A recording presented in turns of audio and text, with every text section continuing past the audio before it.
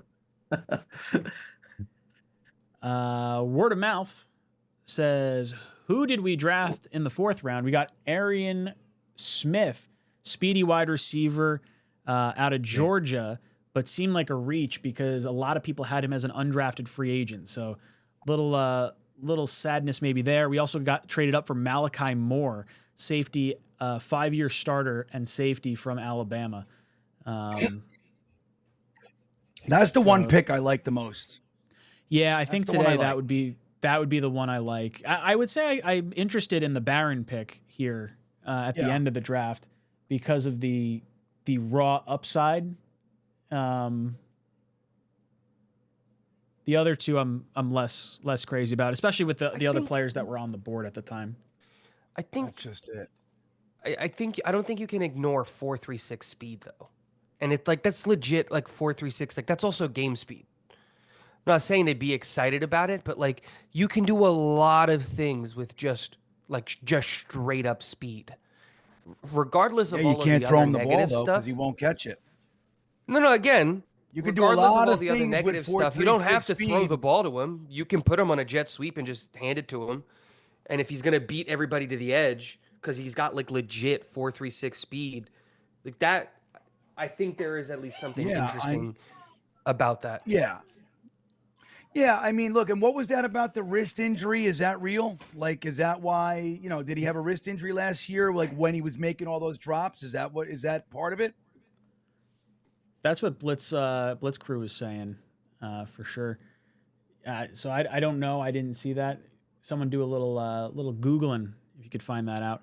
Joey R says Cam Miller was a top 30 visit for the Jets, possibly UDFA. So yeah, that was he was listed as a UDFA, or actually not even ranked on Connor Rogers' board, but he was a top 30 visit for us. So it's possible. It's a recurring wrist injury. It happened in 2021 and in 2022. Oh, good. So nothing in 23 or 24? I just put Arian Smith, Georgia wide receiver, wrist injury. And those are the first 2 things that popped up. Let me scroll. Alan Dodes comes in with the 20 spot. He's entered into our raffle for the tickets. Boys and girls, we're going to be giving away tickets at the end of the draft. 2 100 level tickets to the Jets home opener with 2 passes to go to Tailgate, Joe's Tailgate. And we got a bunch of raffles going on. And we've got 2 pairs of season passes for Tailgate, Joe's Tailgate as well. Alan is in on that. Abdul Carter asked for number 56 on the Giants, and LT told him to kick rocks and make his own legacy. I love that. I'm a fan of our first 3 picks, but definitely going to wait and see on the others. I'm really curious to see our UDFAs. That's cool. I'm glad LT kind of told him that. It's like, hey, that's my number. Make your own legacy. I think there's certain teams like the Cowboys that have 88 go around to their wide receivers. Like some of that is fun, but I like the response. What are your thoughts, Matt? Did you see Warren Moon gave Cam Ward number 1? Oh, that's cool. Oilers days to the Titans. So 2 very different approaches, but I feel like that's very on brand for Lawrence Taylor. Warren Moon was also an Oiler, not a Titan, right? So like There's like, did they keep the Oiler numbers when they became the Titans, like as their retired stuff? Yes, they did. keep Even all though of the Houston got franchise a team, records. so they went from Houston Oilers to Tennessee Titans, and then the Houston Texans get a team. Yeah, that's funky. All of those Yeah, records they are were owned the, by well, they were the Tennessee. Oilers for a little bit. They were the Tennessee Oilers for a little while. Ah, okay. So then Like they moved first. When the Browns left for Baltimore, did those numbers go? Hey, Patriots just took a kicker. Andre Borregales. Borregales. Telling you, man, we could never be the fucking smart team. I'm just telling you, it's aggravating. I like the Patriots draft right now. Yep, me too. You've done interesting. Real quick on Arian Smith before I gotta go. My babies just woke up. Just stopped by to say hi. This is a quick blurb from a Bulldogs website before the beginning of this season.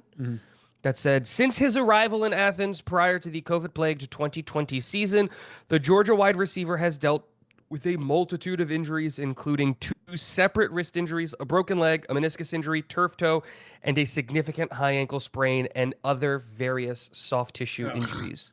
Oh, that doesn't feel good. That just makes me feel worse about this kid, unfortunately. Those injuries combined to limit him to just 28 total snaps over the course of his first 2 college football seasons. Nevertheless, when he has been healthy enough to be on the field, Smith has flashed world-class speed and elite playmaking ability, highlighted by his 3 receptions and 129-yard performance against Ohio State in the 2022 Peach Bowl. Okay. You know who Well, that he is? hasn't been You hurt guys- for the last 2 years then, right? So that's, I mean, trending the right direction at the very least. Do you guys remember Dexter McDougal? I do. 3rd round pick of the Jets. The thing was, he was the best character on the entire team. He had the speed, he had the vertical, he had all the stuff, but he was always hurt. And they said when he's on the field, this guy's one of the best players you're ever going to want on your team. You want to know what happened to him? He never made it on the field. He was always injured. He was here for like 2, maybe 3 years, played a handful of snaps, and he was done. That's what this reminds me of. What's that? Was he one of the 𝐒𝐿𝐵𝐾 12 from 2014? I believe so. Or he might have been the year prior, Matt. But he was 𝐒𝐿𝐵𝐾, yeah.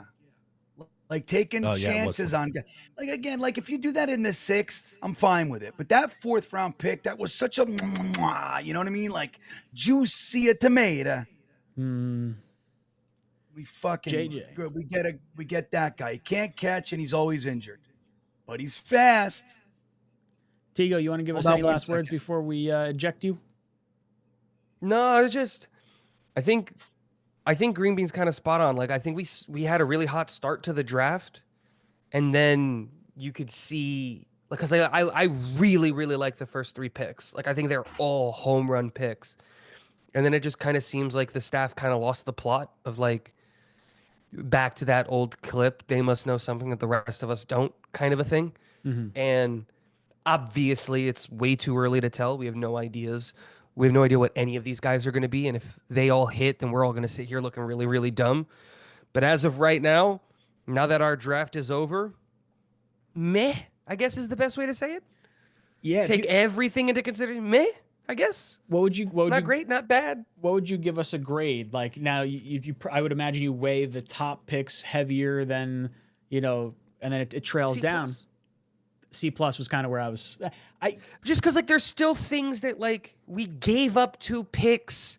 We're not gonna get a kicker now, so now you have to spend money on that. And like this was a good kicker class. There were like 2 guys that were like considered really good. You were in prime position to get one of them, and like we didn't walk away with a big fatty, and we kind of needed it. We didn't walk away with the like a starting caliber safety, and we kind of needed that. I feel like my grades are going to be like A for day 1, A for day 2, F or like D+ for like D- maybe D. I'll say D for day 3. Like I don't want to like skew my overall ranking because I do really like our top 3 players, and I think those were the impact ones. but we left so much meat on the bone for day 3. It's disappointing. It sucks to end the draft this way because it does leave a little bit worse taste in your mouth after the first 2 days. And I think the other thing before I get out of here is you have to take into consideration is we went from having 5 picks to 4 and dropping back in next. Like, so it's not just the players by themselves in a vacuum. It's all of the other stuff that we traded up for the safety that we didn't meet with. That was because there were like RJ Mickens was on the board. Like, when we meet with Mickens, so like there was other things. There's other things that go into that C+ overall grade. All right, I'm gonna get out of here. My babies are screaming. Peace. Digo. You're out of here. Thank you so much, brother. Always a pleasure. I'm just looking at the chat real quick. I'll get to Mumtaz's. No, I'm gonna throw Mumtaz's up first because I really enjoy this. I miss Joe Douglas. I feel like his picks at least made sense on day 3. I know we didn't get a lot of offensive help and whatnot. I really like Joe Douglas, but I'm willing to give this regime a shot for where we're sitting right now. JJ says, I love the first 2 picks. After that, this draft has me reaching for the Quaaludes. Maybe these guys are gurus, and I'll be pleasantly surprised. Yeah, Matt, what are your thoughts overall on this draft? If you had to kind of grade by day how things went. Well, I definitely think it started out better than how it ended, and that's the most important. It's obviously you want to get your depth and have nice finds on day 3, but I think that we're falling into recency bias a little bit too much with the overall grade on this draft. For me, I don't understand today the 𝐒𝐿𝐼𝐿 pick. I think that's really bad. The 𝐒𝐿𝐫𝐽 pick, I think, is just okay. I think Barron and Moore, where you got them, is fine. So I'm sitting at like a B- overall. Today was probably a C- grade, but I think where they started was like an A- through their first 2 days. So that you're probably settle around the B-B. Yeah, I think it's definitely easy to feel sour on a draft with this late in the game. It's really the 4th round that has me a little puzzled. Other than that, I like the beginning part of the draft, and the rest of these are kind of dart throws. So keep it all in perspective. Vinny says, overall, I like where what we came away with in the draft, but we really needed a run-stuffing defensive lineman. How do we plug that hole now? They may feel like we have it on the roster already. That's my only thought as to why we didn't go after some of these defensive tackle prospects. What do you think, Matt? I think they should have taken someone. We spent so much time talking about how deep this defensive line class is. And, you know, again, when you look at maybe the linebacker pick or reaching on Arian Smith, that's a spot where you could have picked out a different, interior defensive lineman or 2. I will say, though, Tyler Barron, he's pretty good against the run as the last guy. And with his size profile, I know I made the joke about it, Michael Clement and him knocking Michael Clemens off the roster, but I view Barron as someone who would play the role that they thought Clemens was going to play as the edge setter, kind of good against the run guy. Hopefully Barron's better than Clemens. It's hard to get, worse than what he was a year ago. Although, Clemens in year 1 was like semi-playable. And I like the Malachi Moore pick today too. I don't want to completely harp on this day 3 and say it's all negative. I do think the Moore pick was solid, but I do think it would have been nice to find the interior defensive lineman at some point. Will Howard just went off the board to the Steelers. So they wanted to have 4 quarterbacks on their roster. They've drafted 1, so they now have 3. I would bet Cousins or Rodgers is going to be there at some point. Ryan comes in, says, are there any guys on the roster right now that you would be open to trading for another pick today? Clemens stands out. If you could get anything for Clemens, yeah, I would ship his ass out. Like, no questions asked. I don't think you're getting anything for Lazard, but Lazard's another one that you like kind of consider. Although at this point we didn't draft many like wide receiver. Like I don't know what we have at receiver, and I almost want to keep Lazard because he's on a cheap contract at this point. Matt, is there anyone on our roster that you would be willing to trade to get another pick in this draft? I mean, if someone will give you anything for Clemens, hell yeah. If someone will give you anything for Lazard, I think you consider it. But other than that, like I know there was rumblings of Breece Hall trade, but if you're trading Breece Hall and getting a 6th or 7th round pick in return, you're doing something very, very wrong. So really the only two are I would say are Clemens and Lazard. Word of mouth says, is he a deep threat, 50-50 catcher or red zone? He's a deep threat. He is a speed demon kind of receiver, 4.3 speed. You know, you hope the game-breaking speed is what they were looking for. I was saying I think that's the profile of receiver I want. It's just to reach that far on a guy feels weird. Unless they felt like, you know, after Thornton came off the board, where was there like a limited amount of those speed guys? Like, I don't know. It just leaves me scratching my head, especially with the injuries and stuff. Brian says, this is perfect 2022 Jets draft. 2022 would have been... Was that the McDonald draft? Nope. The one before it. With the offensive rookie of the year and defensive rookie of the year. Oh, not quite the same. LFT says, let's go Jets. Rooting for AG. I've been a Jets fan since Parcells took over. We're due for a great year. LFT in the raffle for the 100 He's in. tickets. He's in. He's in. We'll tell Green Bean when he gets back to add him to the list. E-Boogie says, John C needs to quit his job and become a scout for the Jets. Yes, we all agree. We want him. I would love to see that for him. That franchise guy on YouTube has liked every Jets pick. I don't know who that is. Neither do I. Mumtaz says, why don't Baltimore, Kansas City, and the Eagles draft players that no one has heard of and we have to scramble to find blurbs on them? Yeah, I mean, the primarily Baltimore and the Eagles find guys that I feel like we always say we want. And maybe they just have a huge team of like internet nerds like us that sit and watch tape and like get to know the names, and that's their scouting department. And if that's the case, the Jets should hire this whole chat, all like 800, 900 people of us. That'd be great. Be incredible. JJ says, I can't be all that thrilled with Thomas. I was always of the mind that the first 3 rounds should be plug and play. I give this a C+ purely on the strength of the first 2 picks. So, JJ, I understand you want a starter in the 3rd round. I think it is possible that is what's going to happen. If Stevens winds up moving over to safety, then you don't have to pressure more to start necessarily. With Cisco also starting, then you have your starters. But just because a guy isn't going to start year 1, I wouldn't be upset with the pick, because I think this is a preparation year for next season anyway. And, you might be looking for some talent at the cornerback position regardless. But C+, yeah, that's I think I'm feeling, C+ for my overall grade. B- maybe, because I like the first 3. I'm really trying not to over analyze the back part of this draft. I think I'm just feeling a little like recency bias, as Matt said. You think C+ is a fair grade, Matt, based on JJ's thought process here, particularly with our day 2 pick with Thomas? Yeah. Another kicker I would off say the board, Tyler Loop for the Ravens. Bye-bye, Tucker.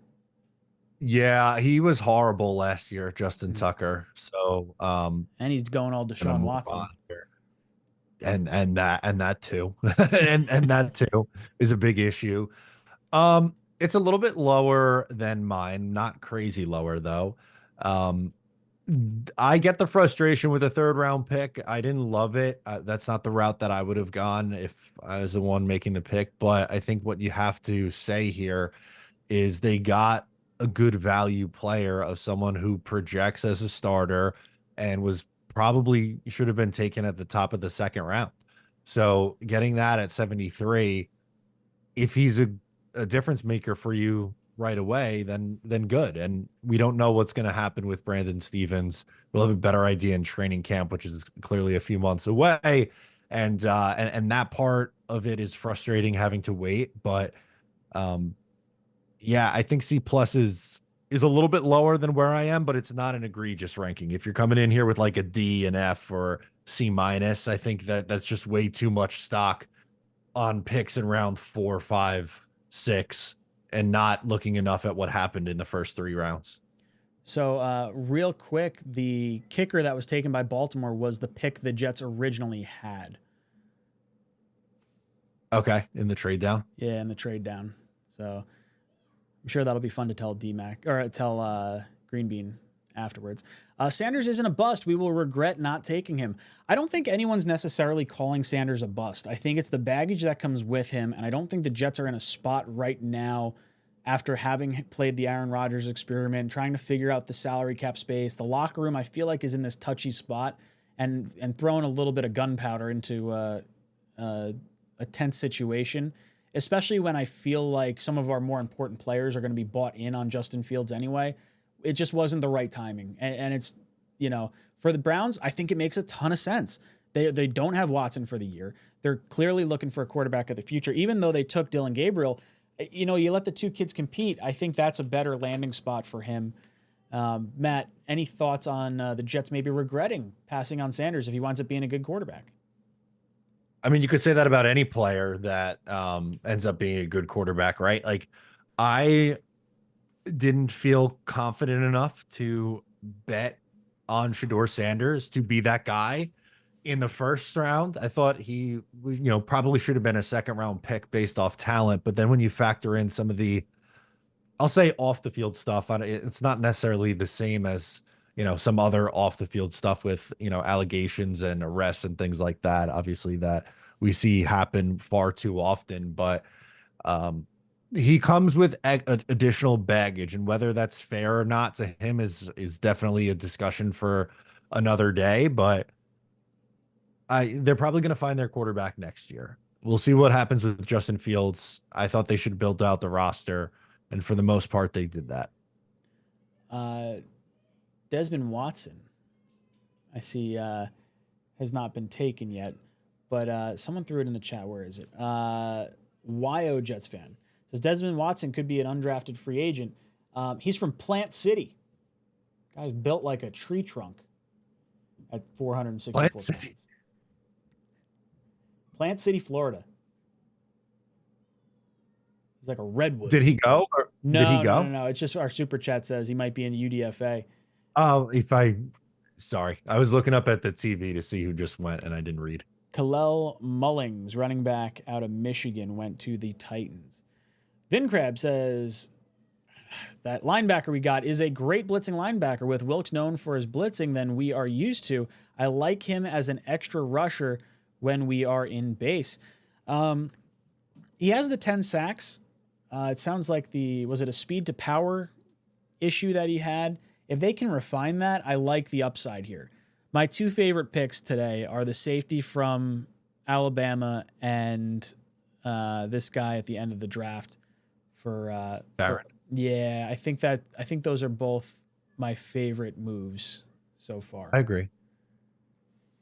Maui Goa from, and again, I can't say that I've done crazy extensive research on him, but he kind of reminds me of early career Quincy Williams, where he's kind of just flying around and the splash plays are there, but there's a lot of, him being maybe a little over aggressive and missing tackles.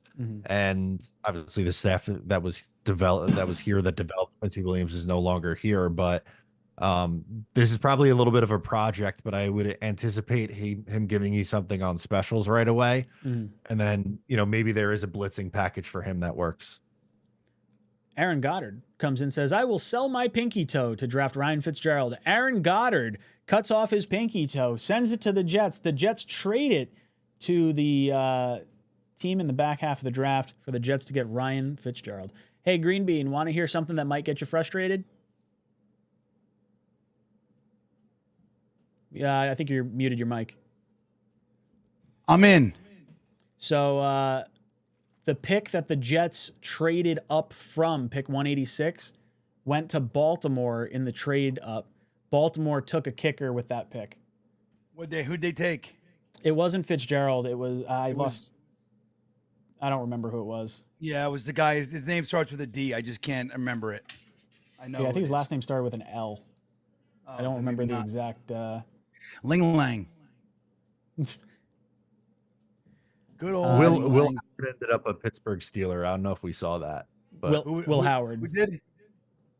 Will Did Howard. we talk about that? I don't think Bean was here when you and I mentioned it. What was it? I forgot even in the last 10 minutes. Will Howard went to the Steelers. Riley Leonard to the Colts. Okay. I'll be right back. See, but here's the thing, like we talk about, it's stupid to take a kicker. Yeah, the teams like the Ravens don't seem to think so. You know what I mean? Yep. Dave from Just New Brunswick telling you, says man. Muji hasn't been able to hire his own scouts yet. These are all Joe Douglas scouts. Our day 3 will look different next year. Dave, that's not entirely accurate. Because I know there were scouts that left after Douglas left. So It does feel a little bit like Joe Douglas did this too. Like day 3, you saw lots of names like Pinnock and Stiggers and all the there were lots of guys this is it does feel a little bit like a Joe Douglas-y kind of third day, doesn't it? yeah, I Last guess so. year- I mean, I don't know. last year was We different. always went defense late because we had the defensive coaching staff. So I guess the philosophy could be pretty similar. But I mean, just like the names, like Jalen Key, Quantez Stiggers, like guys that we know nothing about, and it happened the first year too, not the first, but 2021. We took a lot of guys that we just didn't like. Pinnock was a guy nobody was talking about in our world. Jason Pinnock, Hamza Nasruddin, we did. Sherwood was another one. We didn't really have our radar on Jamie and Sherwood. It was considered a little bit of a reach at the time, not crazy, but a little bit of a reach. But Joe Douglas kind of did that. He his day 3s were. The last year was anomalous because it was like Jordan Travis, Braylon Allen, Isaiah Davis, all these guys that we were focused on. So it was a little bit weird in that respect. We weren't used to that, which is why we were so excited. It was crazy. He was taking all these names that we knew and wanted and liked. But so I don't know. This could maybe I'll buy into that. Dave from New Brunswick, I'm in. I think that's what it is. It's largely. He didn't build his own team yet. Yeah, that's what it is, Ryan. So I feel Tuesday, good. I'll have some more info for you on Tuesday. I'm linking up with someone that should have some insight into that exact question. What question? The question that Dave just had, talking about the scouts. What was the question?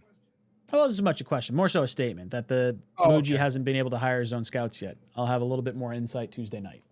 Nice. You got to ask. Yeah, you reach in and say, hey, man, what's going on with how much of his guys?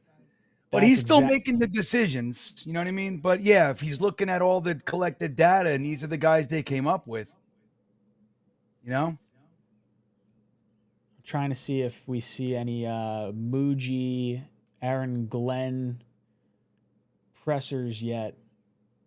I haven't seen anything. So I guess it could imply that they're not done yet. It does. Maybe they trade back in, Ryan. I mean, we were just talking. One of the super chats we just got was talking about: is there any player on the roster that you would consider trading to get back into the draft? Let me see here. I missed some super chats. I'm just trying to find them and catch them. Yeah, we'll go back up. Did you see the? Let's see what I think. I love the first 2 picks of this draft. The Quaaludes one. What's that? I'm going back. I'm trying to figure out where you were. Did you see? I got. Did you get Alan Vinny Dodds? Caruso, Ryan Zappardi, Jake, 𝐒𝐫𝐞𝐫𝐢. I'm on John now.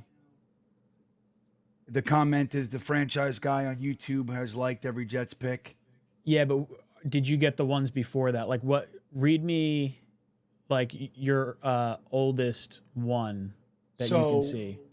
Ryan Zupardi, Jake. So it was Vinny Caruso, Ryan Zupardi, and Jake when I left. Was there Okay. the last raffle I had was Alan Dodds, so like that realm. Yeah, I Okay. got that. So Yeah. you got Ryan Zapardi, Jake. There's Word of Mouth with a $2 super chat. I got that one. Brian Scantleberry. We've got nope. Okay. So Scantleberry's in wait. No, you're way up there. Wait, hold on a second. Yeah, well, you were gone for a bit. Scantleberry. Ryan Zupardi, Hamza. No, I don't have Scantleberry. It was okay. Yeah. These are just like regular raffles. We only had one other $20 one. So Vinny Caruso, Ryan Zapardi, Jake, Word of Mouth, Scantleberry. Then we had the 20 spot from LFT Trading Card Company. So he's in the big raffle. LFT? LFT Trading Card CO. Okay, got it. We got 𝐒𝐫𝐞𝐫𝐢. Then John. Yep. So, okay. What's it? And then who's after John? Is where I am. Mumtaz. And then it's JJ, Hamza. And I think you may have caught up after that. Yeah, let me just make sure I got it. Hold on. Yeah, okay, so I got 𝐒𝐵oogie, John, right? Yeah, I'm here. Okay, Mumtaz, then JJ, Uncle Terry. Yep, yeah, I'm here. All right, so yeah, we're all caught up. Catching me up. Want to make sure we don't miss any of you guys. You know what I mean? You guys are so, courteous. What's the word I'm looking for? The support is awesome. Seriously. Yeah, you're so supportive. Like, I want to make sure. Yeah, we appreciate it, man, more than you guys know. So we want to make sure when we're giving stuff away that we don't miss anybody who's donated and put up a super chat. We want to make sure that we don't miss any of you guys. You want you to have your chance to win, man. We've got a bunch of good stuff going away. We got 2 pairs of Tailgate Joe season passes to his tailgate. We've got the 2 tickets to the home opener 100 level with passes to Tailgate Joe's tailgate.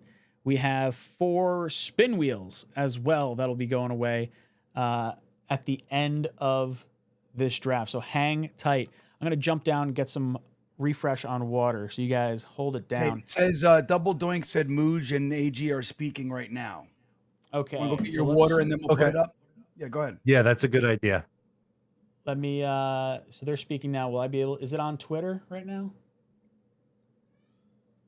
I'm sure they're going to end up posting clips from Twitter. Yeah. Okay. So what I'll do is I'll go get some water. Then we can look at the breakdown. Swamp Ranger said, "Did you put me in?" Swamp Ranger. Where was he? That's what I'm trying to see. I mean, if he was way earlier, I got him. I only missed. Oh I yeah, only yeah. missed- No, yeah. Swamp Ranger was a while ago. Yeah, you're definitely in Swamp. Yeah, he had a $20 one. Oh yeah. I'm all over that shit, man. Yeah, I mean, I have collectively, let's see, 384 plus 93. I mean, we're talking about, 400 and, and 78 or 77 super chats. So I've been working. Believe me when I tell you, it's like I'm fucking staring at that chat the whole time. I'm making sure you guys aren't missed as best I can. I don't think I missed a single one this whole weekend. So you guys are the best. We are grateful. We appreciate you. I want you to know that. So thank you so much. And we love you guys, hanging out with us. This is a long haul, to watch 3 days of the draft. And the last 2 rounds when there's no Jets picks. Oh, and especially when we had 2 more, you know what I mean, Matt? Like it was so nicely spaced out for us. They had 2-6. They started the day with 2-6 and ended with 0. Yeah, fucking buttholes. Bastards. Yeah, man. And now here go the kickers. So it's just a funny thing, man. Like, I mean, I don't know what they're going to do. Hopefully we can get one undrafted free agency. But like, I really do. I just don't understand how there's a devaluation of that position. Incredibly vital. to the operations of the team. And They better how be many active times? with- They better Right, be Matt? active with the UFA. Is my thought Yeah. on that. Yeah, I mean, I'll tell you what, the undrafted, a really robust undrafted free agent class can definitely soften the back end of the draft when you're unhappy, you know? Yeah. So we have 2 rounds that we don't get anybody, so there's that. That's bad enough, but especially when the last couple picks don't really do it for you. You know, sometimes, you know, there's those 2 or 3 guys in undrafted free agency that you can pull in. It can really make the difference because, like I said years ago, I've watched many drafts that were 12 rounds, and it used to be even more before my time. But 12-round drafts, you know, when you look at undrafted free agents now, I mean, we were getting some good players, or at least good prospects, guys that you were interested in like rounds 8, 9, 10. You know what I mean? So you can find guys, and the Jets have done it for years, Matt. Usually, right? Like, I don't know. I was saying to Ryan before when you were off the air that I think we got to try not to let how day 3 went skew our feelings from day 1 and 2, because I think that's first and second round is more important. But definitely some questionable decisions today for me. Yeah. Right. And I feel like that too. And like I said before, and I think you guys will agree, like if you're gonna hit, like if you're gonna prioritize a section of the draft, like the first 2-3 rounds is the most, I mean, without question, it's the most important, especially for immediate impact. But like I feel like the Jets did an excellent job in the first 2 rounds in particular. Positionally, not so much in the third, but the player looks really good. So our first 3 rounds, I feel like we did a great job. You know, coming into day 3, I was really excited. Now they took some of that, but these are question marks. We don't really know what they're going to be. Positionally, they did well. They got a wide receiver, they got a safety, they got a linebacker, and they got a defensive end. I would have preferred defensive tackle in there. And I think that if they just sat where they were, they could have gotten these guys, but they got antsy. And like Ryan said a couple of times, I feel, and I agree with, I think that they zeroed in. They got within striking distance of a couple of guys that they really wanted to be, in camp this year. So they traded up and they got them. So I do respect that. And maybe they could have gotten them later, but they didn't want to take that chance. Okay, fine. But I think if you're going to hit, rounds 1, 2, and 3 are where you want to hit. You know what I mean? I got a cool tweet here. Abdul Carter had an 11% pressure rate against quality offenses. Tyler Barron had a 15.5 pressure rate against quality offenses. He's better, dude. Everybody knows that. Yeah, that's what I read. See? That's what I hear. Glass half full. I do like him at that point in the draft. I think that's fine. I was telling Matt before, Green Bean. Yeah, I was telling Matt before, I like Barron and I like Malachi Moore as our 2 picks from today. I don't know. I guess there's the receiver, the speed-wise is something that I'm hoping translates to like what they're hoping it will. It's just there's a lot of meat left on the bone in that 4th round that sours it for me. And then as far as our other 5th round pick goes in Francisco Mauigoa or whatever, Mauigoa.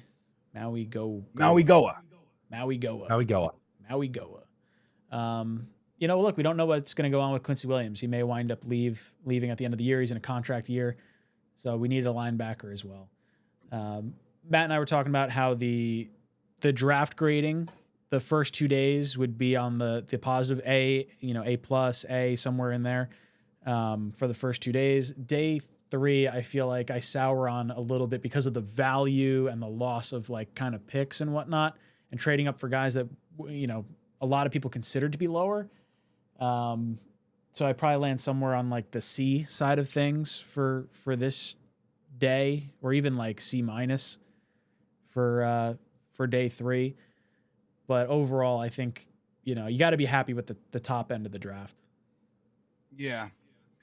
I was just chatting with fellow Jets fan and our buddy Q-Tip a few minutes ago. Mm-hmm. And he gives it a C- as well. And I'm right there. I think I'm in that A range for days 1 and 2. I really am. I'm in the A range. The cornerback could bring it down to a B+, but that would be as low as I go. I really think we nailed it. And especially with the first 2 picks.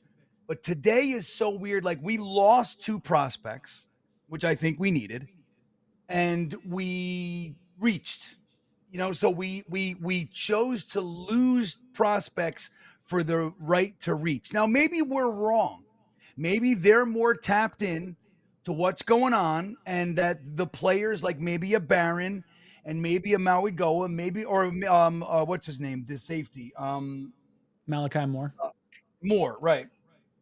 Maybe they were about to go. Maybe they did need to trade up and get them, and they wanted to make sure that they were going to get them, right? So that's fine. But when you look at it, the wide receiver is a pure head scratcher, and he's in my opinion, he has a very low probability of making it. Always, often injured, struggles to catch the ball. Not a good combination. Okay. No. And the guy that you could have got later. So that one's tough, but it's like that. So I think I would give today a D, you know what I mean? Really? I would. Losing 2 prospects, reaching, the moving around, but not needing. So whatever. So my whole draft, I'm in that C range. You know what I mean? For B-, because Membu and Taylor are so good for me. That, I'd say, B-, C. Let's call it a C+ for me, the whole draft. The whole draft. Right now. Yeah. So we've got some video clips from our draft picks, as well as Muji talking about day 3 of the draft. So let's rip through some of the comments. This is Arian Smith talks about being drafted by the Jets and what it means to him and his family. Just sat on the couch and I felt my phone vibrate, and I was like, somebody better not be calling me, that's my family or something, And then I looked and I seen it was the Jets, and then from New York, and I answered it and it was the Jets, man, and my heart just sank to honestly to the floor.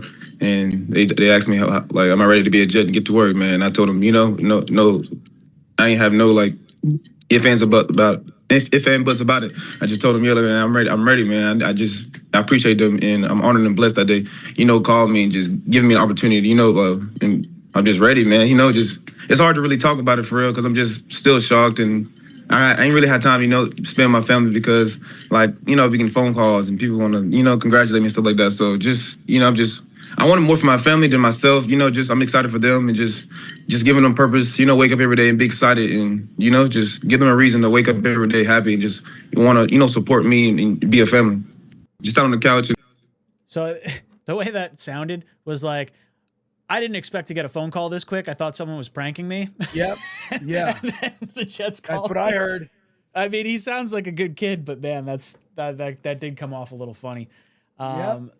He's echoing what we're hearing and thinking. Wait a minute, my phone's not supposed to be ringing yet. Yeah. Arian Smith says he met Justin Fields on one of his recruiting visits to Georgia. But what do you know about Justin Fields, and what do you think it's going to be like catching passes from him?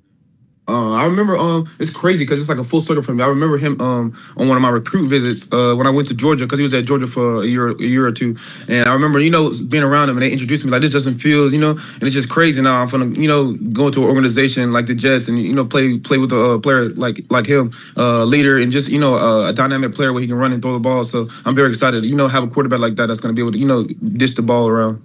But what do you know? So a little funny is what do you think about catching passes from Justin Fields? Well, it might be tough to catch some of his passes. He's not known for passing, and I drop a lot of passes. So the combination might not be great. He throws a tough ball, and I have tough hands. So I don't know, guys. Yeah, Fat Gandalf said in the chat, his phone's supposed to be ringing right about now. Yeah, Yeah, he's getting ready for undrafted free agency negotiations. Yeah. You would hope. Hey, let's This get. is, Don't forget about the press conference. Yeah, I'm scrolling up to it because they posted a few videos of all the different ones. We could jump right to it if you don't want to go through the prospects. No. I just didn't want us to forget. We get into something else, and that's all. We'll go through it. Aaron Smith talks about his interactions with Aaron Glenn before the draft. Aaron, what was your impression of Aaron Glenn and your interaction with him on your visit and in conversations you've had with him? I feel like it was genuine. I feel like he showed a lot of interest in me, and we got to know each other within like 10 minutes. I feel like it wasn't hard to talk to him. Just almost like kind of cool, smart. Just like he knew what he wanted, and I knew what I wanted, and I know my why and why I wake up every day, and why go to work on days when I don't feel like working. And we had like kind of not even a mutual agreement, but like we had like. I feel like we was on the same agenda, on the same type of time. Like, I want to be one of the best people, that catch the ball, that ever caught the ball. And he told me that he sees that in me. And of course I need to work, and everybody needs to work. But, he sees something in me special. And I feel like when I am clicking on all cylinders, with everything going right, I could be a dangerous player. He talks almost as fast as Connor Long. Connor is blitzing through his takes earlier today. This is. We want to watch Connor Hughes breaking stuff down, or do we want to go to the next Jets clip? It's 1 minute. Sure. I'm in. Receiver I'm was in for all of considered it. to be one of the Jets' most pressing needs entering the 2025 NFL Draft, and they have finally addressed the position. It's 𝐒𝐿 Smith, the wideout out of Georgia, selected by the Jets with their first pick in the 4th round. Now, when you're talking about a 4th-round pick, they're not perfect prospects. That's absolutely the case here with Smith. He had 10 drops a season ago. That is something he's going to need to clean up. But on day 3 of the draft, you're looking for physical attributes that you cannot coach, and then you will work on the rest. With Smith, you were talking about a player with blazing speed, a 4.36 40-yard dash he ran, averaged 17 yards per catch a season ago for Georgia. He is a stretch the field, linear, throw it deep, go get it wide out, something the Jets don't necessarily have. Allen Lazard, he's a physical guy. Malachi Corley, the slot receiver. Garrett Wilson, the do-it-all option. This guy in Smith, he brings the Jets offense something they do not have in speed, vertical threat. We'll see if he can improve that catching, because if he can, if he erases the drops, the Jets might have themselves a player here with their first 4th-round pick. Your take on Garrett Wilson. How much have you watched him? Oh, I watched Garrett Wilson. Garrett Wilson is a phenomenal receiver. I feel like he's one of those players where, everybody strive to be. Like in college, you watching these other, like, these big, better players than you on the next level, whether it's like A.J. Brown, Garrett Wilson, I'm tripping. You're watching all these other players on the next level, and you just trying to strive to be like them, and you, like, dream of making plays like them on Sunday. So I feel like, it's going to be a once-in-a-lifetime opportunity to go play or, be in the same room with somebody like that and just, take after them and, learn as much as I can and get under their wing and just, just work, honestly. He's excited. Yeah, he's excited. Okay. Let's see. I'm not picking it up. You know what I mean? I'm not picking it up. This is Malachi Moore talks about facing off with fellow Jets draft picks Mason Taylor and Arian Smith in the SEC. I'm not sure if you've seen the other Jets draft picks, but it's a lot of SEC flavor here. They took Mason Taylor out of LSU, the tight end, and they took Arian Smith from Georgia. Mm-hmm. Did you match up with those guys at all? Yeah. We matched up with each other. It's good to.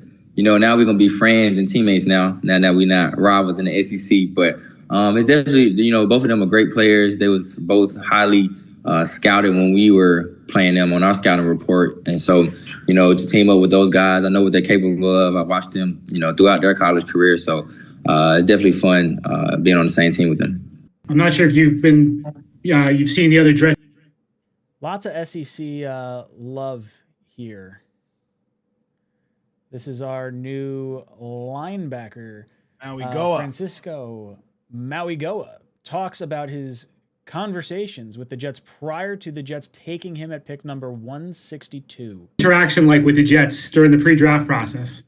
Yeah, Jets was one of the few organizations that was, keeping track with me, going back and forth. And, it's a blessing. It's a long time coming, but, I'm glad to be part of something special. So I'm just excited. interaction. One of the few teams. One Keep of an the eye on. yeah. I mean, shit. They were the only ones calling me, so I was like, yeah. Dude, I'm this trying is not to like- make light of like these kids' dreams and stuff, I but it is know, kind of funny. Some of the. I mean, look, right? They don't know. They don't know. You know, it is. But dude, these answers are. These are some fucking low hanging fruit, Ryan. You know what I mean?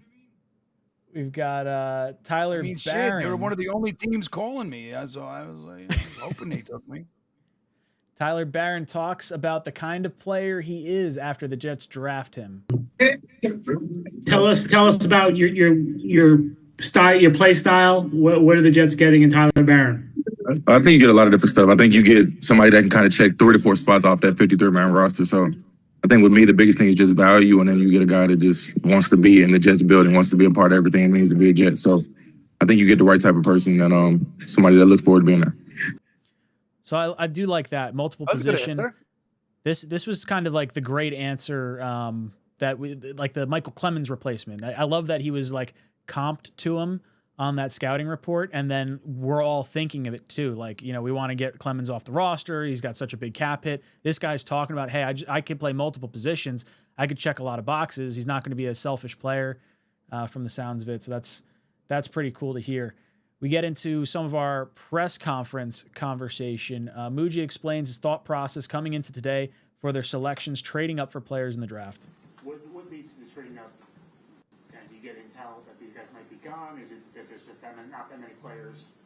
Yeah, it's a little bit of both. You know, we look at the board, we see how we think it's going to fall by position, some guys we may have targeted. You start looking at teams that are going to have the same needs, and we definitely view those players maybe higher than where we think if this board falls, we might get this lesser player where we can give up minimal or a pick swap and go get this player that really fits us. So those are, it's always a little different each case, but that's how it unfolds. So kind of hearkening back to what we were saying before, where it felt like they had guys they specifically targeted, be damned with everyone else's board. Let's get him in here. So that would kind of align with the Arian Smith pick, I think, with the speed, the trade up for Barron. I think that fits into the trade up for the safety Malachi Moore as well. So, you know, if they like the 4 players they came away with, even if we don't love the value, a coach with a scouting background might make you feel a little bit better about it. Jet fans definitely feel like there's a lot left on the bone. Yeah. Amen. A lot left on the bone. I like that. We've got Muji elaborates on each of their picks and what they bring to the Jets. Yeah, starting with Smith, the wideout, we added obviously an explosive speed element, brings an element of speed to our offense, an offensive weapon there. Who we got next? Let me go through this. Malachi Moore is the guy we targeted. Obviously a very instinctive, tough player. He was a team captain. He's made of the right stuff at safety. He was the guy we really coveted and kind of targeted early in the day. Glad we added him. And then 𝐒𝐿'𝐫𝐲 from Miami, another tough, physical, instinctive linebacker. I believe he was another team captain at Miami. And then here at the end, Tyler Barron, his teammate at Miami, a productive player at the end spot who has pass rush. Yeah. Kiko, huh? Is that what they're calling him? Francisco whatever. 𝐒𝐿'𝐫𝐲. Yeah, that's his nickname. Kiko. All right, cool. That's easier. That's better. Yeah, I like that. You call him Kiko and not try to pronounce that last name. Aaron Glenn talks about the versatility of Malachi Moore. Listen, what he did in college actually shows exactly what he can be able to do in the NFL. And being able to have the versatility to play safety and also play nickel has always been great. Obviously, you see Brian Branch, he did the same thing. When I had Chauncey, he did the same thing. So to be able to have a player that has that versatility is always good for defense. So now you can start to have defensive structures, right, where you can have people in different spots. With the conversation sort of Makes me feel good when former DB feels good about a DB he got. We've got Muji was asked if there were any considerations taking a quarterback in the draft. Did you give at any point to a quarterback, and the fact that you didn't draft one, is that sort of an endorsement as sort of Travis is your quote-unquote developmental guy. Yeah, we talked about a lot of the quarterbacks, obviously going into this draft and then throughout the process, and there was some still on the board now, I believe, and we'll see after the draft if we address that with these undrafted free agents. But we're always talking about guys remaining and how they would fit and their value, no different than any other position at the quarterback. Is Ewers still there? Because that felt like he was talking about Ewers. Ewers is still on the board. I think if Ewers makes it to undrafted free agency, he ends up a Jet.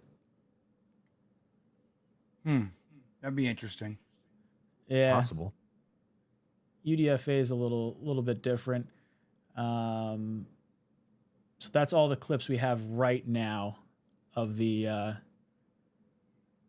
post presser. We'll see if anything else pops up from the press conference there. Turtle says, "Yo, Green Bean got me cracking up." Thanks, Turtles. You also get entered into a raffle. I'm glad because we know what they're finding so funny right now is that I'm in a very high level of disappointment and pain, and I love when I'm able to flip that. I turn it into happiness. I love that. People tell me all the time, like when I'm most upset, they find that really funny. I don't know how I do that, but good. I'm glad. I'm happy that when I feel that way, that it tickles people. Good. At least something positive comes out of my fucking frustration, man. But good, Turtles. Welcome to the raffle too, buddy. Fat Gandalf says, if Moog fails as a GM, he'd be a perfect starter on Woody's accounting squad. Is it because he looks a little dweeby? He looks very much like reminds me of 𝐒𝐿ZIC, like not a guy that played football, like a little bit more of the behind the scenes analytical guy than anything else. He did play football though. He was a quarterback. Oh, well, yeah, it's like basically the kicker of the offense. Sorry, no, that's not right. Quarterback? No, it's just quarterback. What did he do? Was he in the NFL? I don't know. I don't think he was drafted, but he might have been in. Yeah, he was a UDFA with the Falcons in 2009. Yeah, Falcons and Cardinals. Does that mean practice squad? Oh, yeah, practice squad member. That counts. San Diego State. Is that where... Hold on, I gotta look.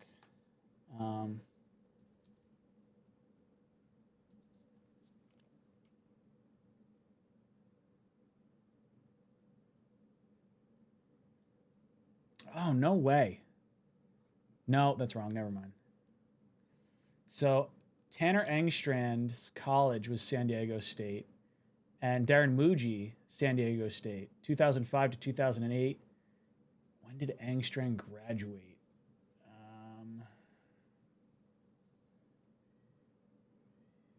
That's a good question. I don't. Yeah, it's interesting. So they went to the same college, but I don't know if it was the same time or not.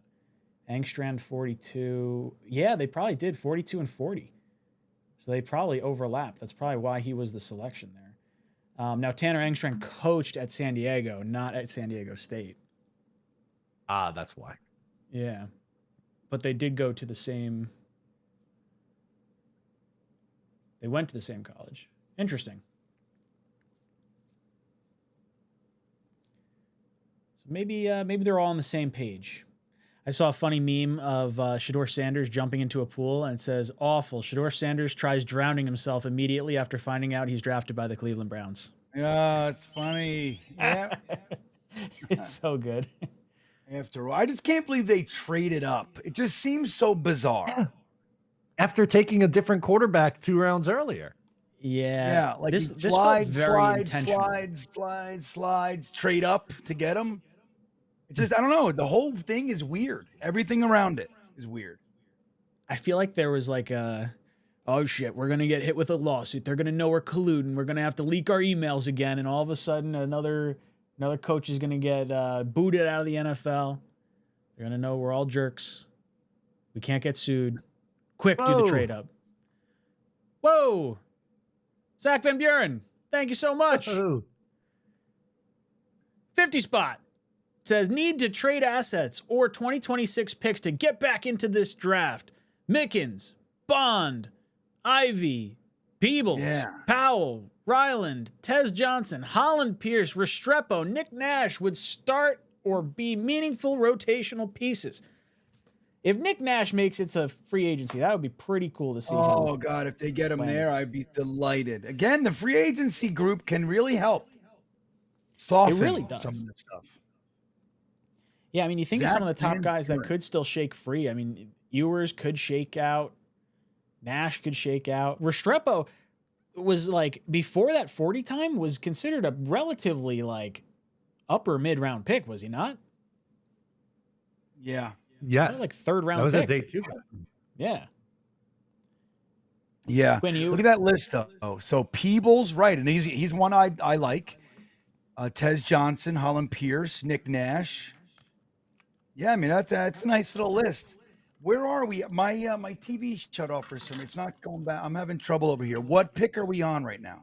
We're on pick 205. There should be, I think it's 250 picks. Is that right? Yeah, 257, something like 256. 257. Yeah, there's still a long way to go in round 6. There's 216 picks in round 6. No. Oh, yeah. I see what you're saying. That's a lot of picks. There's 16 more picks. 10 more picks. 11 more picks. Yeah. 11 more picks. How many picks is the final round then? So if it's 216, what is that, 50 picks then for the next round?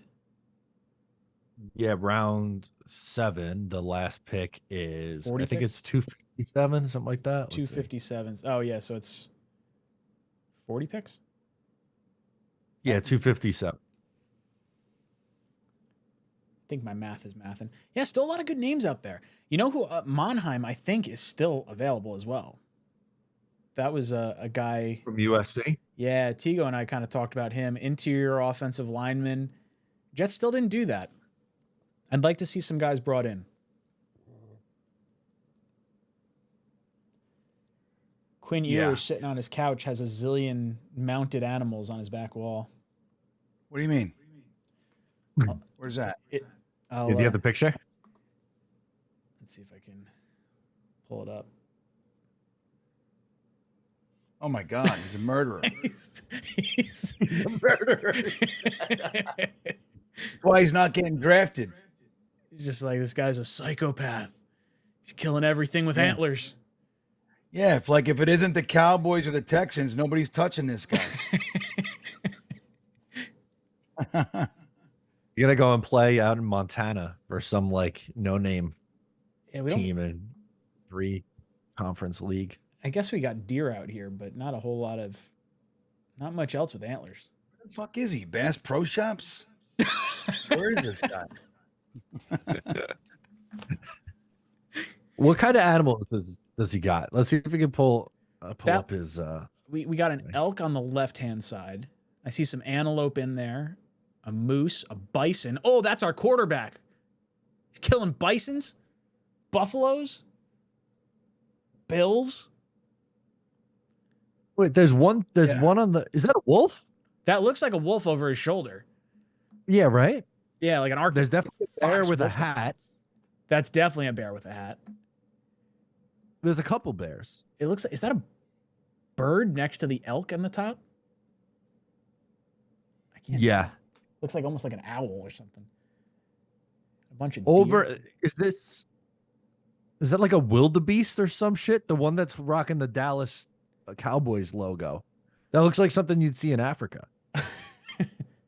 What's the thing all the way top Yeah, right? It that's a almost looks like an scimitar, enormous man. raccoon. Where? That Top one right. It's like black and white and gray almost.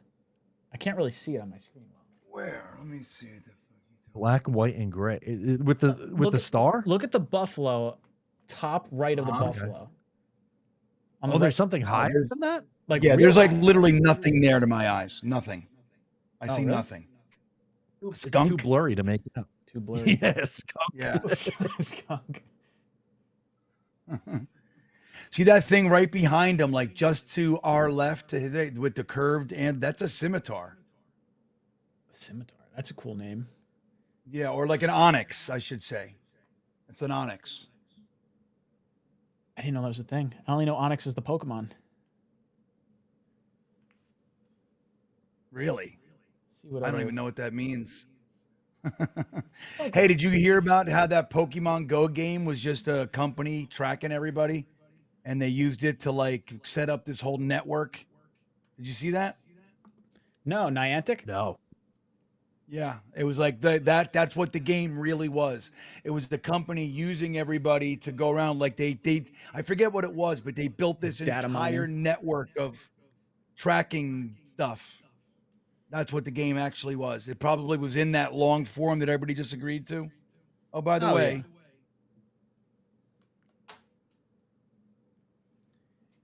Jake says, what do you think we can get for Arian Smith to maybe move back up for one of these wide receivers? Oh, geez. Oh, that is the biggest head scratcher of the draft. It's where we got him that makes it so frustrating. Like, if you do this as like your 6th round pick, there's less like head scratchiness to it. I don't get it. not But even Onyx like- and Oryx and Oryx. I said Onyx. Yeah, Oryx is what I was thinking of. Not Onyx.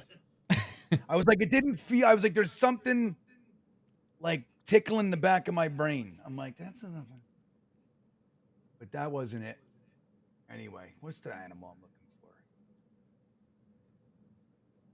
They have a video of the Browns war room when they drafted Shador. Is it reality in regards to Shador and Dion? Look at the excitement. Dion's not going to interfere. He has not been Oh, calling the coach. palpable. The animation's just not there. Oh, Yeah, it's almost like somebody paid him. Yeah, it's like okay, yeah, fine, we'll take him. You're The right. NFL said, "All right, look, Dion's blowing us up, dude. Can you just take him?" Fine. Dom C saying, let's see, let me see if I can get the full tweet over here. What is he saying? Mason Taylor is the pick for this was yesterday. 20-year-old player from the SEC, very good, reliable hands. Reminds me of Zach Ertz. Do a lot NYJ worse. Mike, who was on the show earlier. Next door business, extend Sauce and Garrett. Yes. Let's do that. Vin Crab comes in with super chat, says the Bison Buffalo mix-up is a huge pet peeve of mine. There were never Buffalo in America. They should be called Bison Wild Wings. Is Buffalo not like where are Buffalo from then? Well, Buffalo, technically speaking, Buffalo are not on the North America. Buffalo where are is a whole they? different animal. These are bison. Yeah, yeah.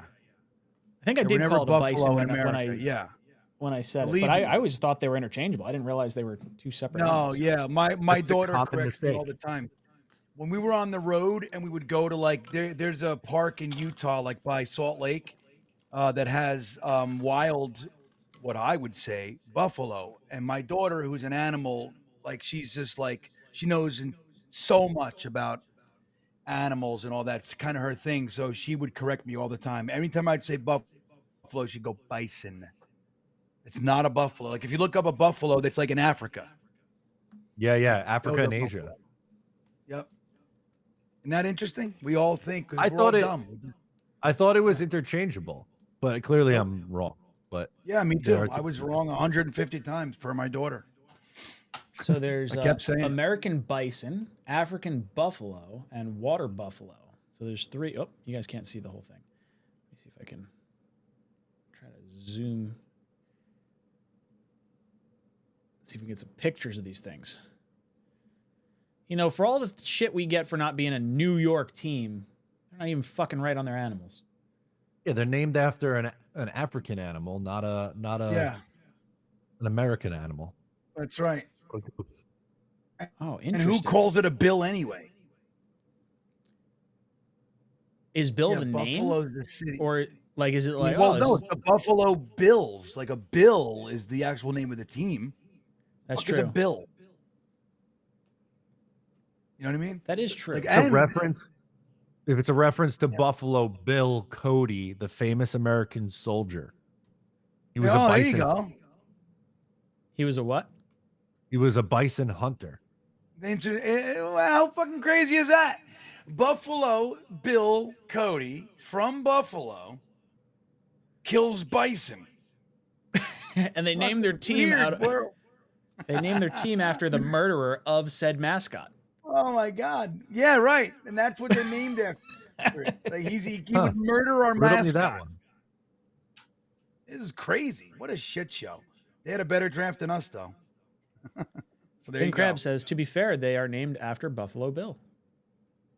Yeah, that's pretty cool. Yeah, and they play further. They're just so we know, like whenever they get it, we're the only New York team. Yeah, great. You're named after a city that is significantly further away from where you play than the Jets play from New York and Giants for that matter. Yeah. So like the whole thing. The Jets play closer to New York than Buffalo plays to Buffalo. They play in Orchard Park. Yeah. Right. So if we're going to do it, if we're going to nitpick and be a bunch of cunts about it. If you see you next Tuesdays. Oh, no. Let's see. So here's the, it's probably a little blurry. Plains bison, woods bison, Wisent bison, Cape buffalo, and a water buffalo. So Asia, Africa. Not what you were thinking when you think buffalo. Does Cape buffalo come to mind? That thing? No, I'm but it's thinking also the two on the left. Yeah, the two on the left. It does kind of blow my mind that they are named after a guy that kills the animal that they are. Yeah. That they have, like that. Their whole team is based on a guy that kills the thing they are. It's weird. That's kind of ass backwards. I'm starting to think of it. This is kind of ridiculous. Eagles pick the lotion in the basket. But that's exactly where I thought Buffalo Bill. It's like, Put the fucking lotion in the basket. It puts the lotion on the skin. It's like, ugh. Gives me the wilts. Put the fucking lotion in the basket.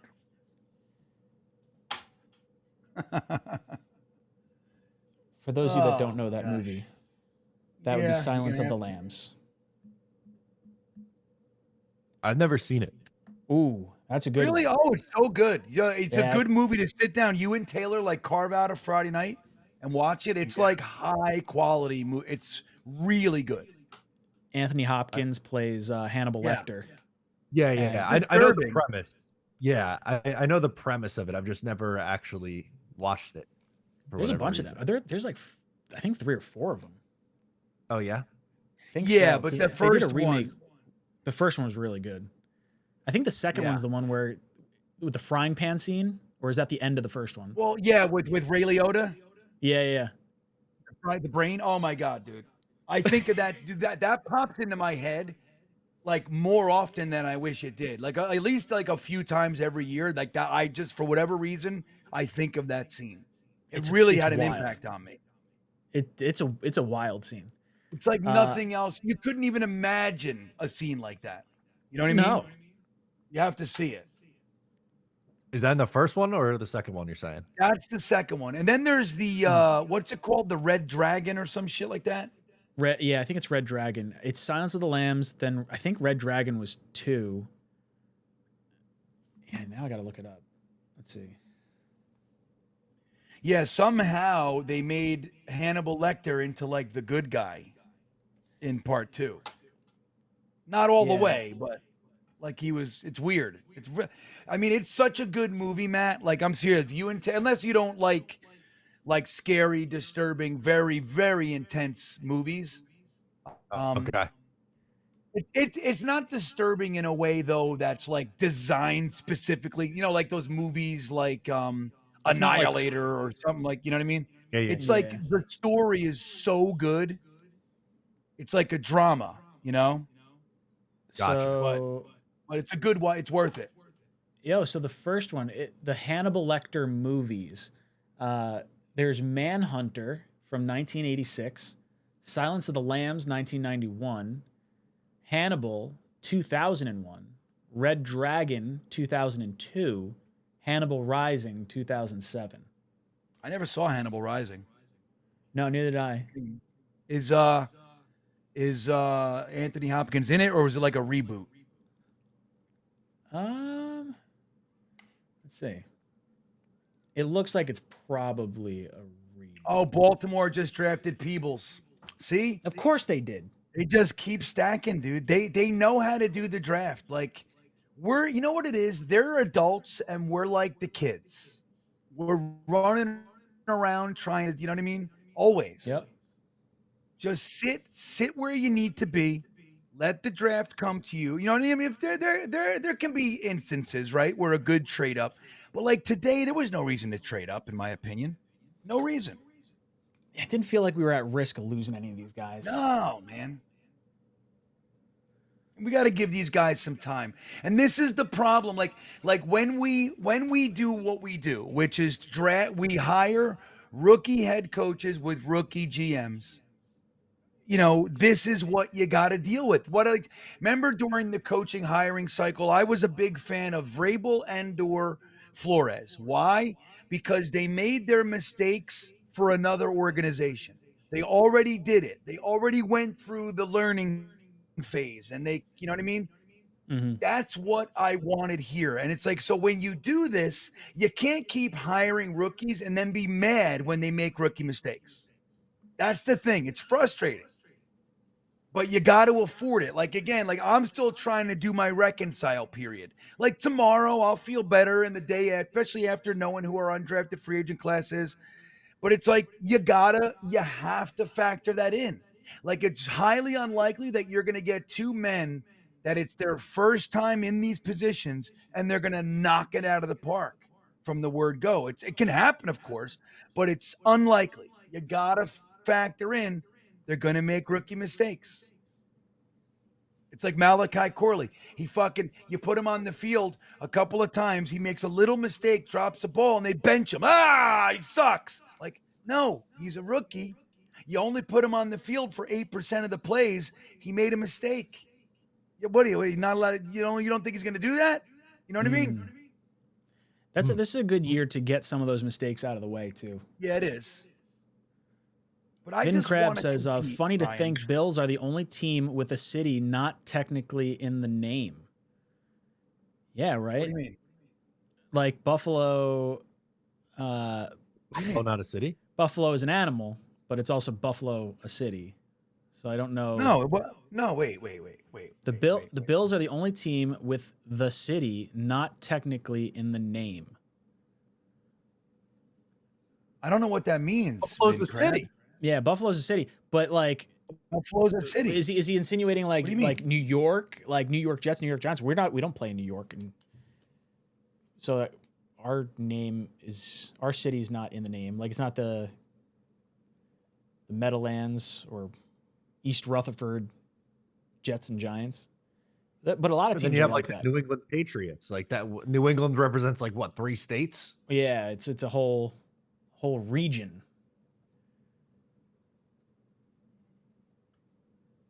I don't get it. Sorry, Vin Crab. I don't. Yeah, I don't get it, Vin Crab.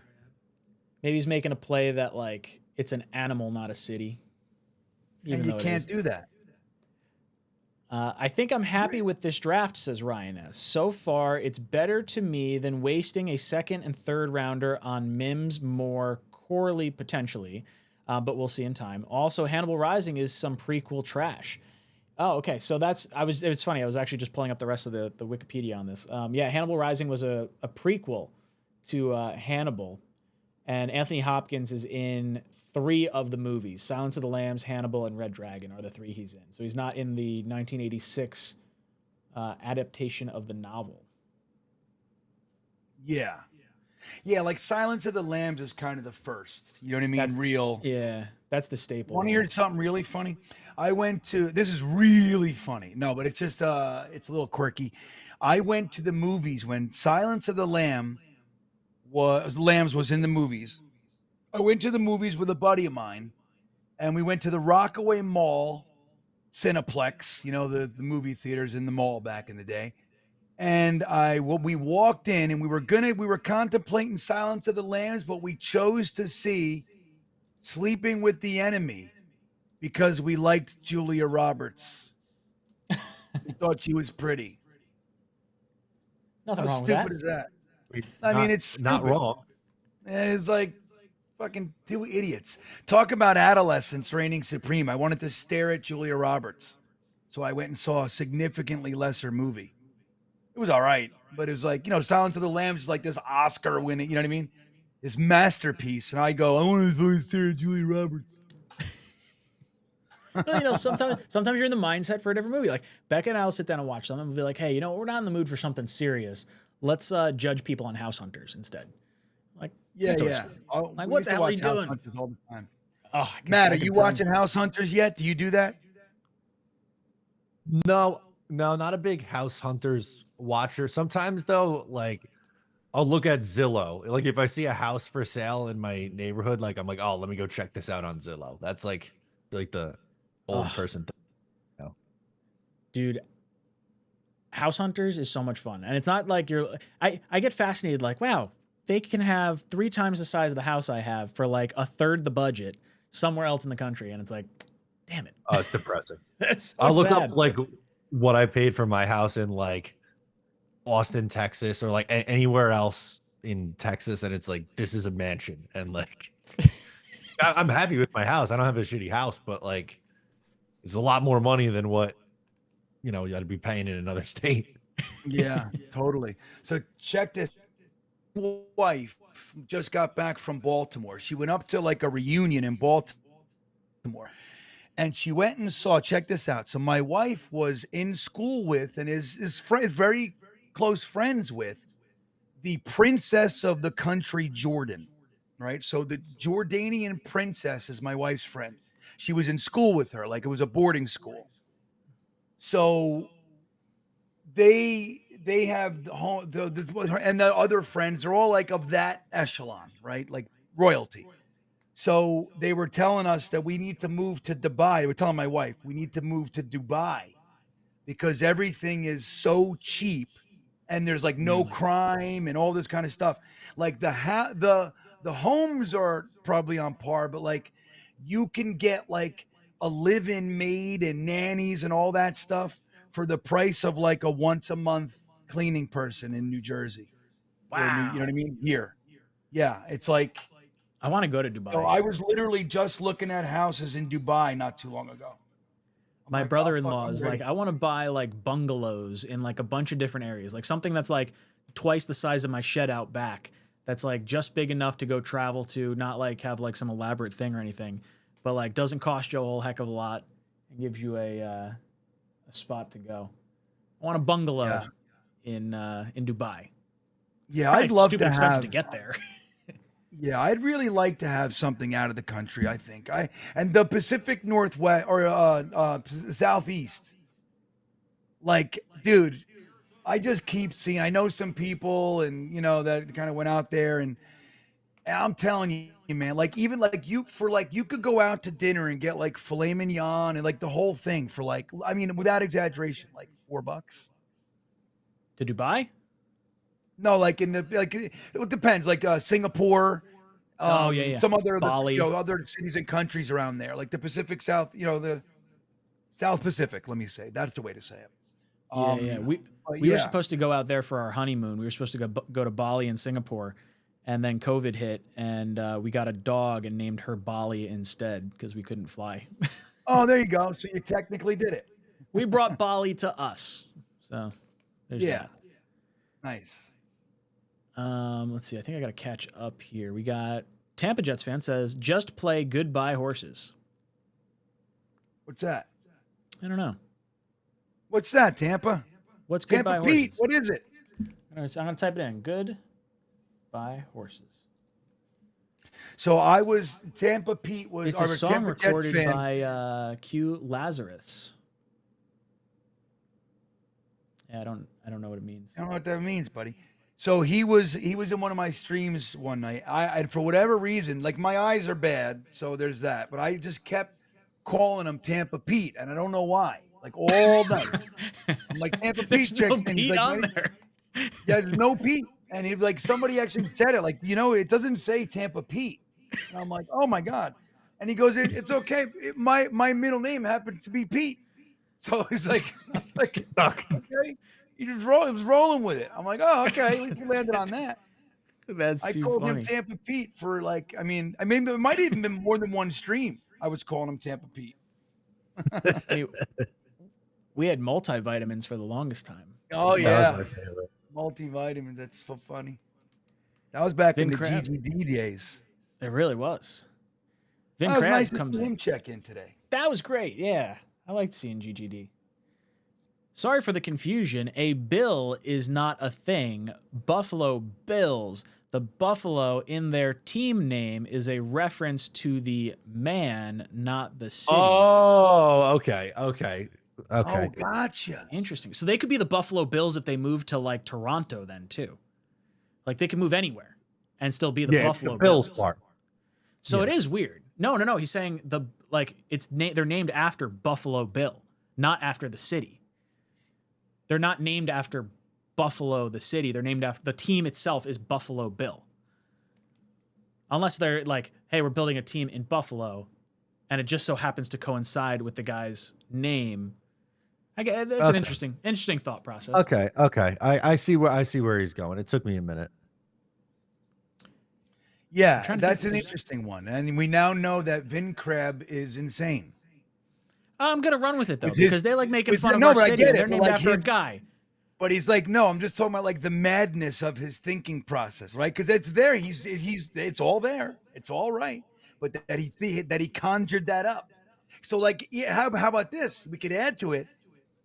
Does it even matter that they play further away from Buffalo? Because that's not even what they're talking about. Yeah. It's not even the city. They're like, oh, we're not named after a city. See, we're named after a guy We're not that even kills our mascot. That's right. Durr. It's a murderer of the bison. Oh God! it's- I want to go to New Haven and get pizza.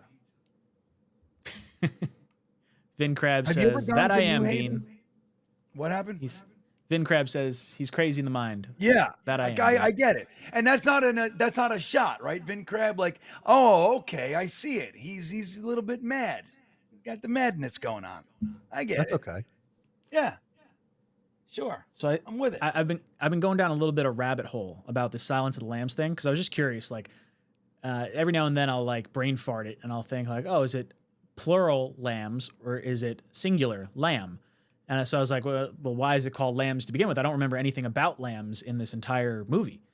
The Silence of the Lambs represents Clarice's hope that by saving innocent lives, like the victim she's trying to rescue in the story, she can silence the screaming, both literally and metaphorically. It's about her trying to overcome her own guilt and find peace. Still doesn't tell me anything about the lambs, but... Well, but that's the thing. No, she had a story in the movie about her childhood. Oh, had to do yes. with Okay, lambs. hold on. There's more to it. So Her he would childhood. use She that. once So wait- lived... Yeah, she once lived on a relative's farm where she heard lambs screaming when they were being slaughtered. One night she Yeah. tried to save one of the lambs but couldn't, and the screaming haunted her afterward. Right. Silence of And the Hannibal Lambs. Lecter, being the maniacal, mastermind that he is, he was using that throughout the movie. Let's not tell too much. I feel like Matt's gonna see it. I don't want to blow. Matt's got to watch it now. I Vin did. Crab That just says gets silly, but I'll watch it is. It's RJ Mickens off the board to the Chargers. Wow. San Diego Superchargers. Vin Crab says, I'm a Jets fan in my 20s. You think I'm sane? Yeah, you're out of your mind, dude. I know, right? What the fuck are you doing here? Do you even remember? Like, well, it is 20s, could be 29. Matt was in his 20s yesterday, or like 2 weeks ago. Pretty much. What day is it? 5 days ago? 6 days ago? Yeah. Yeah. I know we talk about this every year, but like, what's the first year of Jets football that you claim like you really remember what was going on? I remember sitting, so I don't know what's going on, probably 97, 98. But like, I remember sitting in the stands in like 95 where the Jets won one game and it wasn't a home game. and we went to every game. And I remember like sitting on my hands in the freezing cold with my dad, and I was like, "This isn't fun. This is miserable." But then we got, you know, Testaverde and Wayne Corbett and like all that, like, so that was cool. So I remember like the fun of 98. And then I would say 2000 is when I'm like definitely more dialed into like the goings on the field more so than like, you know, I remember the big moments before then, but not so much like the inner workings of like the Belichick stuff and all that. Yeah. What about you, Matt? What's your Oop. Did Matt Me? freeze? Matt? Yeah. I'm back. I remember like I claimed 2003. I remember some things like some players earlier than that, but like 2003, I feel like is the first year I really knew what was going on. I always remember the first game I vividly remember is a game against the Miami Dolphins from that year where Ricky Williams just ran wild against the Jets. I know exactly where I was on that game because he had, I think, 2 or 3 touchdowns. It was absolutely bananas. I remember sitting in my room. I could remember, like, stupid weird, but I can remember the comforter that I had on my bed sitting on it at that time. Wow. Bean, what about you? When do you remember like your first Jet kind of memories? Well, so I remember, like, just like you guys, like, I remember there's like some like randomy kind of games. I would probably say my first like substantial memory of the Jets is I feel like it might have been against the Raiders, but the Jets, it was Richard Todd to Wesley Walker. There was a beautiful deep post pattern. So Wesley Walker used to run the best posts. Todd and Kenny O used to hit him on it all the time. So he ran this deep post, and it was like, the angle, he just throws it just like so the quarterback's just throwing it straight between the hashes. And then, Wesley Walker just kind of runs underneath it for a touchdown. And I remember that I used to think that the Jets could do that anytime they wanted. And I remember saying that, like, why don't they just do the play? Like, I'm a young kid. I'm a little kid. Why don't they just do the play? Like, why do they do all this other stuff? Like, they hand the ball to this guy. They throw it over here. Just do the play. That, send Wesley Walker down on the deep post and fucking hit him on the 6. So it's like, I don't know. I remember that, but the real first, that year of the Jets going, like, leading into the Mud Bowl, the playoffs of that year, I remember watching, like, in my grandmother's living room on Sundays. It was like my grandfather, my father, Aunt Gina, my grandmother. And I remember watching like those playoffs. It was very intense. Like, the Jets weren't supposed to beat the Raiders. And that was the old mean Raiders, like the Lyle Alzado, Matuzak Raiders. Matuzak, better known as Sloth from the Goonies. Yeah. So, but I remember those playoffs. That was like when I was really becoming a Jets fan, like those playoffs. And then we went to the Mud Bowl and watched them at the Ground Round in Belleville, New Jersey, with me and Aunt Gina. And that's the day I really look at as day one of my like official Jets fandom. I was so mad at the way these guys at the bar were talking to my Aunt Gina, who's just like, she's the bubbly, always positive. And they were being like mean to her. They were making fun of her, making fun of the Jets. Richard Todd. I met Aunt Gina. Receptions. What's that? Said I met Aunt Gina, very sweet lady. Where'd you? Oh, yeah, that's right. You met her. Birthday. That's right. Yeah, dude, Matt, like, she's always that way. Like, the Jets are losing. We're losing by 24 points in the fourth quarter. There's 3 minutes left. And she's like, come on, we can do it. Like, don't lose faith. Like, that's how she is. Yep. Some people say it's because she's totally stupid, but others say, no, I'm just kidding. But she's definitely not. But yeah, she's just the most positive person that you'll ever meet. She really is. So, like, seeing these fucking asshole Miami Dolphins fans at the bar, like, being mean to her, And she was like, no, it's okay. You know, I remember I was sitting there. I was 10 years old and I was seething. I wanted to like stab them in their throat with a pencil. You know what I mean? Like that's what I wanted to do as a kid. And that was it. I was like, I'm going to root for this team. We're going to get them. Cam Miller goes to the Raiders. That was the quarterback the Jets brought in for a top 30 visit. Cam Miller from North Dakota State. Yeah, I was like, I didn't think his first name was Cam. So the Browns take 2 quarterbacks today, or this draft, I mean. Very interesting. This is the last pick of the 6th round. We got one more round. One more round, baby. Going off the rails. About another hour and a half. Yeah. What do you think of the Vikings trading for Sam Howell? Interesting. Good backup for McCarthy. Because Sam Howell's not terrible. You know what I mean? He's got 1 year left on his deal, I think, if I remember correctly. I thought they said he was going into a contract year. Yes, that makes sense. That makes sense. It was last year of his rookie deal then. Finn Crab says first Jets memory was Eric Decker overtime catch versus the Patriots. That was so much fun. So I was at that game. That's a great first memory. What was that? It was the game before we had our hearts ripped out by fucking Rex Ryan. The overtime. 2015. What was it? It was the like the second to last game of the year. That one. Yeah. Decker catches the touchdown. Oh yeah. But that's when it was. You know what makes me feel old that I have video on my cell phone right now from that game. And like that's his first memory of the Jets is like a video that I still currently have and like available to me. That's not the same phone, is it? Or do you? No, God, no.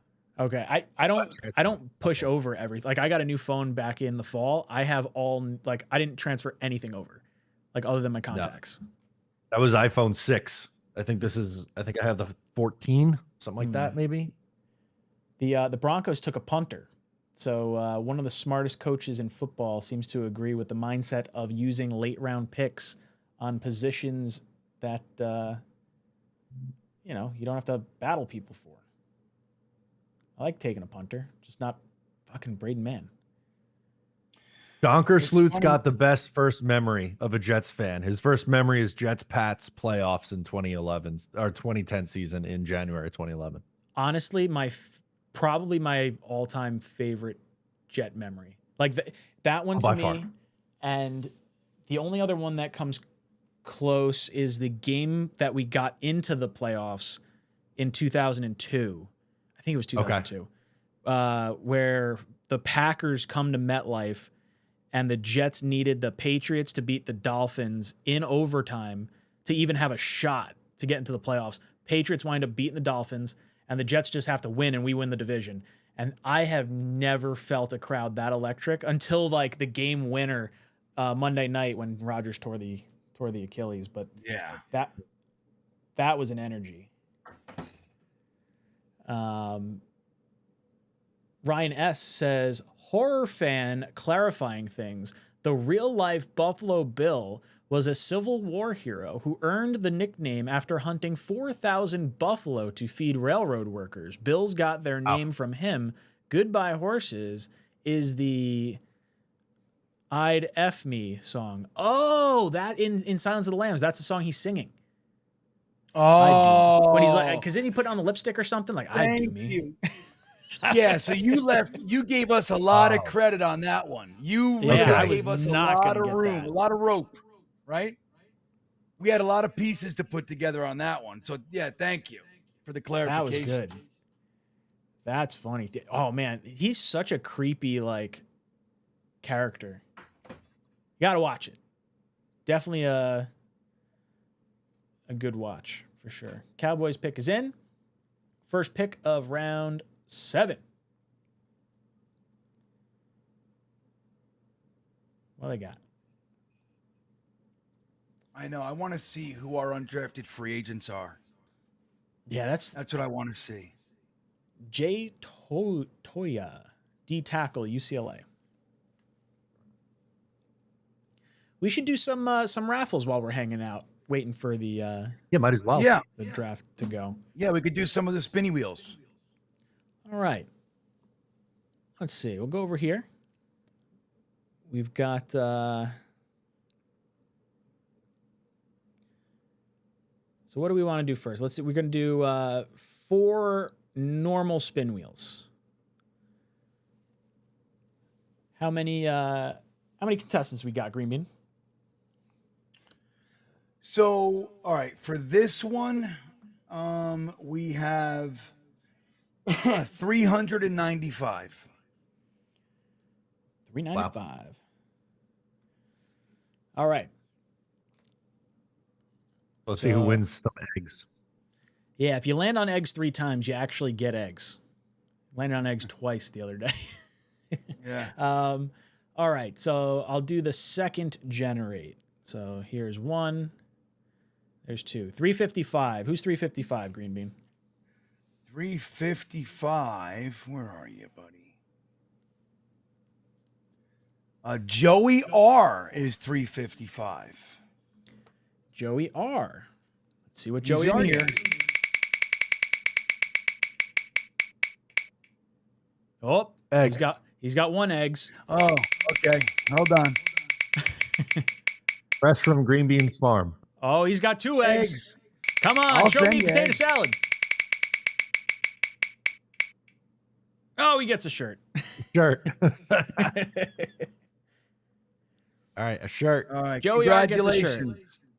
Joey R, reach out to jetstalk247@gmail.com or talkinjetshow@gmail.com. Let's get your shipping info, shirt size, send you out a shirt. All right, Green Bean, we're going to do 2 more generates. Let's see. 78. Who's 78? Wait a minute. Where the fuck did it go? I deleted it. No, I'm just kidding. All right. 78? Yep. 78. Okay, hold on. Vladdy P is 78. Vladdy P. Let's see what Vladdy P gets.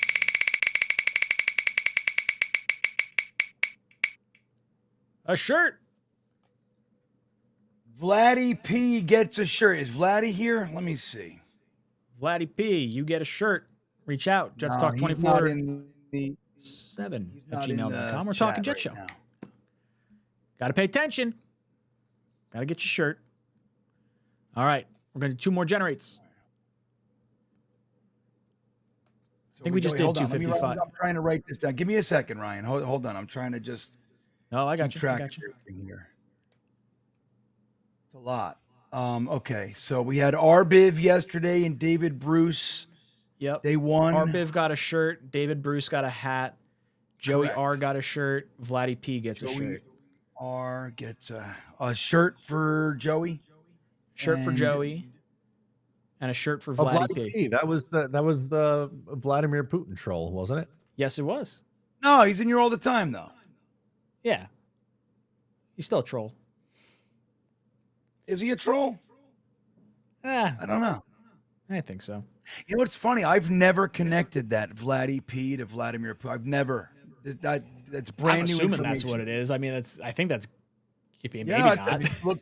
makes sense to me. I don't know. It never landed over here. All right, so he got a hat. He got a shirt.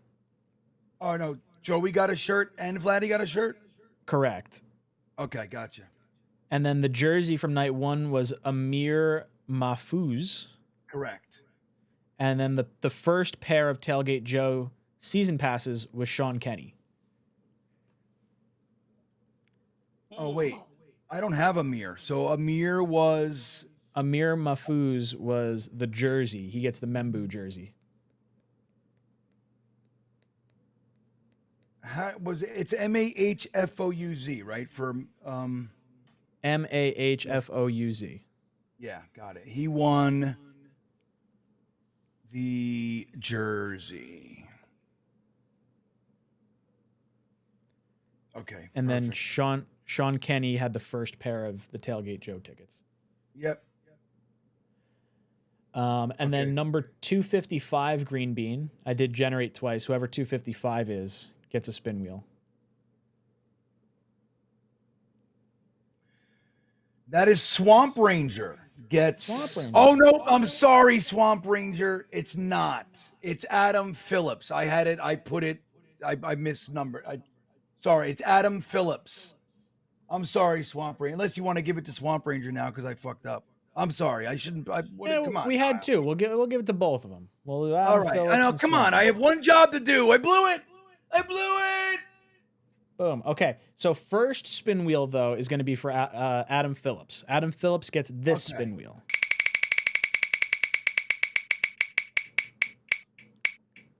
He gets a hat. All right. He gets got himself a green hat. beanie or a cap. And then Swamp Ranger, you're next, buddy.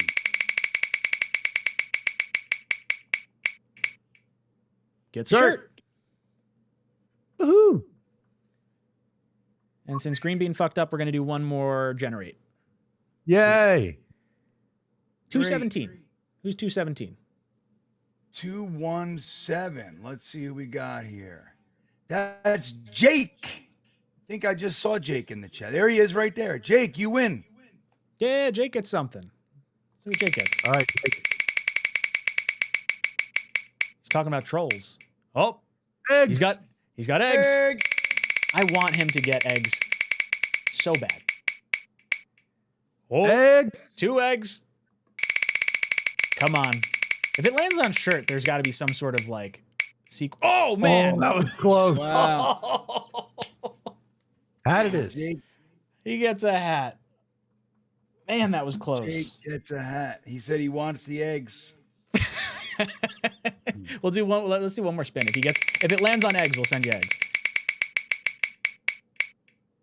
Oh, Dealer's choice. A green big egg or a shirt or a hat rather. We'll send him some kind of egg related thing. I don't know. I don't think we could send you the actual eggs, but oh man. Reach out, jetstalk247@gmail.com or talkinjetshow@gmail.com. Get your shipping info, shirt, hat sizes, all that good stuff for everyone. We've got 2 more pairs of Tailgate Joe season passes to give away. And then we have the 200 level tickets. So, Green Bean, how many of our top super chat guys do we have for the bigger giveaways? For the bigger one? Yeah, so like the Tailgate how many qualifiers?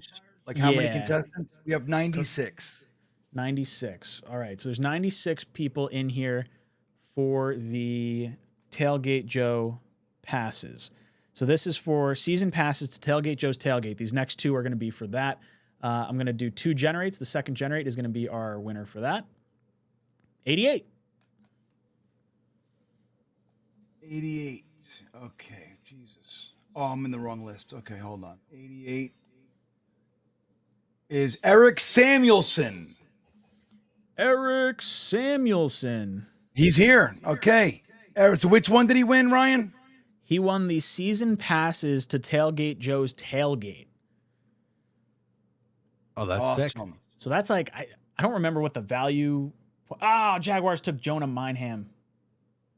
Center, USC. Damn it. So yeah, Eric, you get the season passes to Tailgate Joe's Tailgate. So if you go to a home game this year, or if you're a season ticket holder or any of that, you get to go to every single Tailgate Joe tailgate throughout the year. Yep. So reach out you to don't have us. To bring you don't have to bring a grill. You don't have to bring a cooler. You don't got to bring shit. You just show up, and everything's there for you, man. If you haven't been to a Tailgate Joe tailgate, it's the best. There's games everywhere. There's music. There's booze and amazing food. It's incredible. Really is great. He does a great job, Tailgate Joe does. All right, so we've got our next, I'm going to do 2 more generates. 48. 48, this is our last pair of Tailgate Joe season passes for his tailgate. I'm sorry. What number did you say? 48. This is Ron Weiss. Ooh, Ron Weiss. What's up, Ron? Weiss. All right, good job, Ron. If you're still in here. He was the one that was giving us a little bit of grief about I don't know if it was so much grief, but he missed out on some sweet love yesterday because he stayed up thinking he was getting the tickets. Yeah, So, is he here? Let me see. If consolation Ron's here. prize, Mr. Ron Weiss. No, he's I not don't here see him right in the now. chat. But we see him He's enough. making up for that. He's gonna laugh when he finds out. We'll get to see him and his wife again. Him and his wife have come to a bunch of stuff. Yeah, they're always around. He was the nookie guy. Says Jake in the chat. Yes. He goes, I passed on Nookie to get these tickets. That was the hardest I've laughed this draft weekend, and there were many a good laughs this year. That was a really, really good one. Which one? What are we saying? So last night when we said, oh, we're not going to do the 2 game tickets tonight, we're going to do them at the end of day 3, so that way we get as many contestants in it as possible. Because we had originally said we're going to do it at the end of last night. And he's like, I gave up Nookie to stay up for the tickets. And it was really funny. I enjoyed that. So I'm glad he got something. Consolation prize. Now maybe he could be like, hey, honey, I saved us, however many, I don't know if he has season tickets or not, but however many games, 8 games times like $80. What does that work? Actually, it's like $160 because it's a pair. Yeah, 160. Yeah. So let's see. Let's do some quick math real quick. Calculator. Call it 160 times 8. It's $1,200. Yeah, it's $1,200 in value right there. Yeah. And plus, if you like to eat and get after it drinking, you could do that pretty quickly. Do some damage. Yeah, you seriously, like, even going 1 game, like, if you only go to 1 game this year and you just have that tailgate, it's gonna change your entire experience of the game. It's like it's Correct. worth it. It's an amazing prize just for 1. And now look, if you were pondering like going to a game, maybe you don't go to games all the time, and you're pondering going. Or maybe goes That's to a our reason. tailgate, for our game that we go to. Yeah, totally. You already got the tailgate covered. That everything? No, we have one more later, right? We've got the 2 tickets and tailgate for the 100 level tickets, courtesy of Tailgate Joe. All right, and so we'll we do still that. We'll do that at the very end. So pick 257 comes up, and then we'll do that last one. Got it. While we are on that, I'm gonna do one of our ads here. New Jersey golfers, did you know the Northeast's biggest golf resort is in New Jersey? Manicured perfection awaits at Crystal Springs Resort with 6 spectacular courses, including New Jersey's #1 rated Ballyowen. Plus, stay a little longer and enjoy 2 resort hotels, 2 luxury spas, 9 unique dining venues, and the famous wine cellar of Restaurant Latour. Easy to get to with the best rate guaranteed, and never any booking fees when you book direct at crystalgolfresort.com. Thank you so much for sponsoring the stream. If you guys want to do a golf outing, hit me up. Boom, Crystal Springs. Doing plugs. NY Cursor. Oh, where's my comments thing? NY Cursor says, if I'm only going to 1 Jets game this season, I want it to be the AFC Championship. Oh, wouldn't you want the Super Bowl? Right. If I'm only going to 1, I want it to be the AFC. I guess for a home game. Yeah, I guess home game. You know what I mean? That's fair. Ryan Mulligan, thank you for the $2 super chat. Beefy says, I guess you're not going to that game this year. It's going to knock us down a few pegs. Beefy says, I guess NY Cursor is not going to a game this year then. Jets are only allowed to go to AFC Championship, no Super Bowls. Yeah, that's a bummer.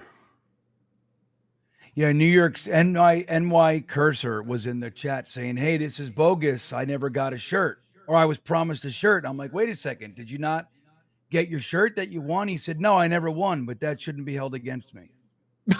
Like, oh, okay. I see what we're doing here. Fair enough. Ryan Mulligan. I think he's trying to tell us something. Ryan, thank you for the $2 super chat. Just put your comment into the chat. We'll throw it up. What happened to Johnny Ice Cream? Did he get taken by Child Protection Services for malnourishment? I don't know. I haven't seen Johnny Ice Cream in a bit. I was hanging out with him at training camp last year. Him and his dad were there. His dad's a good guy. I met with them a little bit. Yeah. His dad plays golf up at the courses. I have not seen him in a little bit now, but I would imagine the lack of winning was a lack of ice cream for Johnny. Poor guy. Greg says the Bills are only allowed to participate in the Super Bowl but never win. Ryan Fitzgerald is still available. UDFA kicker. That'd be some 40 chess. That'd be nice. Yeah. Blow all our That'd be the draft way. picks and then get our kicker afterwards. Yeah, you got to make him a priority. He got to be one of the guys that you give. You know how they have like the allotted bonuses that they can give? Yeah.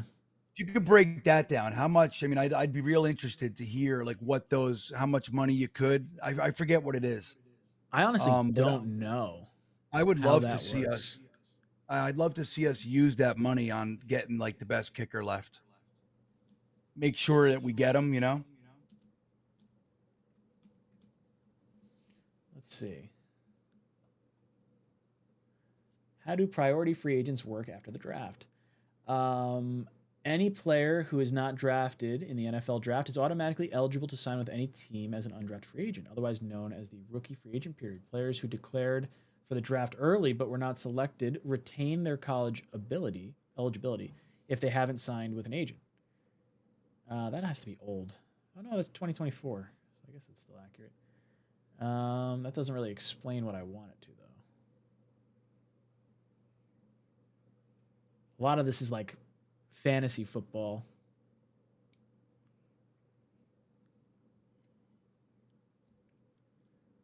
How do priority after the NFL? Yeah, Peter S saying that we have 80 guys on the roster following the draft. So it looks like 10 UDFAs coming in, unless, they can cut somebody if they get somebody for the, in the UDFA crop, and you like them better than the guy holding a spot on your team right now, you can do that. But yeah, So here's 10 new what guys coming. here's what the Chat GPT says for how do priority free agents work after the NFL draft. Teams immediately dive into signing what's called priority free agents, and it's a wild rush. Here's how it works. Priority free agents are players who weren't drafted but were high enough on teams' boards that multiple teams want them quickly. These players get calls as soon as the draft ends, and sometimes even during the final picks, with offers to join the team as an undrafted free agent. Teams often guarantee some money, small signing bonuses, or guaranteed salary to the player to convince them to sign with them over another team. The priority part just means the team considers them a top target among undrafted players, like a must-have, even though they weren't selected. Some teams will offer better chances of making the 53-man roster, better depth chart opportunities, or even specific roles like kick returner, punt returner to entice them. Example, a player might get $20,000 guaranteed money as a priority free agent. For a regular undrafted free agent without priority, it might just be a camp invite with nothing guaranteed. It's basically draft night free agency chaos, phones ringing like crazy, agents negotiating mini bidding wars, and teams trying to lock in guys they still really like.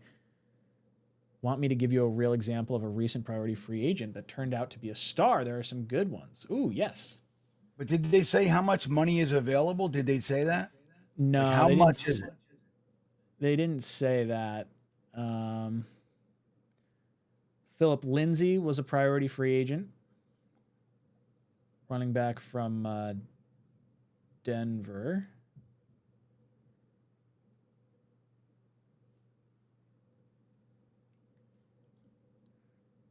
they give me any other ones.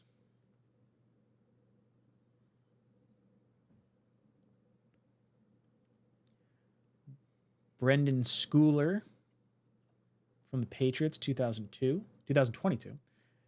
George Odom, Colts, San Francisco, 2018. Ivan Pace Jr., Minnesota Vikings.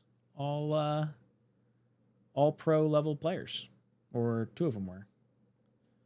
Key contributor on defense was Ivan Pace. Interesting. Huh. I never saw Ryan Mulligan's chat in the chat, so I think he just donated $2 twice. We appreciate you, Ryan Mulligan, keeping the lights on. Good dude. Good dude. Look at this Crystal Springs. George by Zala. Crystal Springs looks amazing. You should come and visit. Come hang Send out. that to your marketing guy. I will. I'll have to clip this. Where are we at? We're at the 6:18 mark. You guys got to come out. We got Wine Fest next weekend. You got Beer Fest in June. Hickory and Scotch. Barbecue, Bourbon, and Blues Night. Yeah. Got a I'll whole see bunch. that. We'll do our golf outing there at some point when I have a little more time to actually organize it.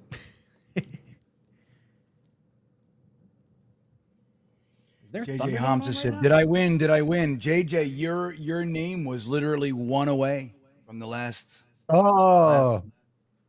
Yeah. Green Bean rigged it on purpose. I We got just thought it was thunderstorms important over that he here, knows so that.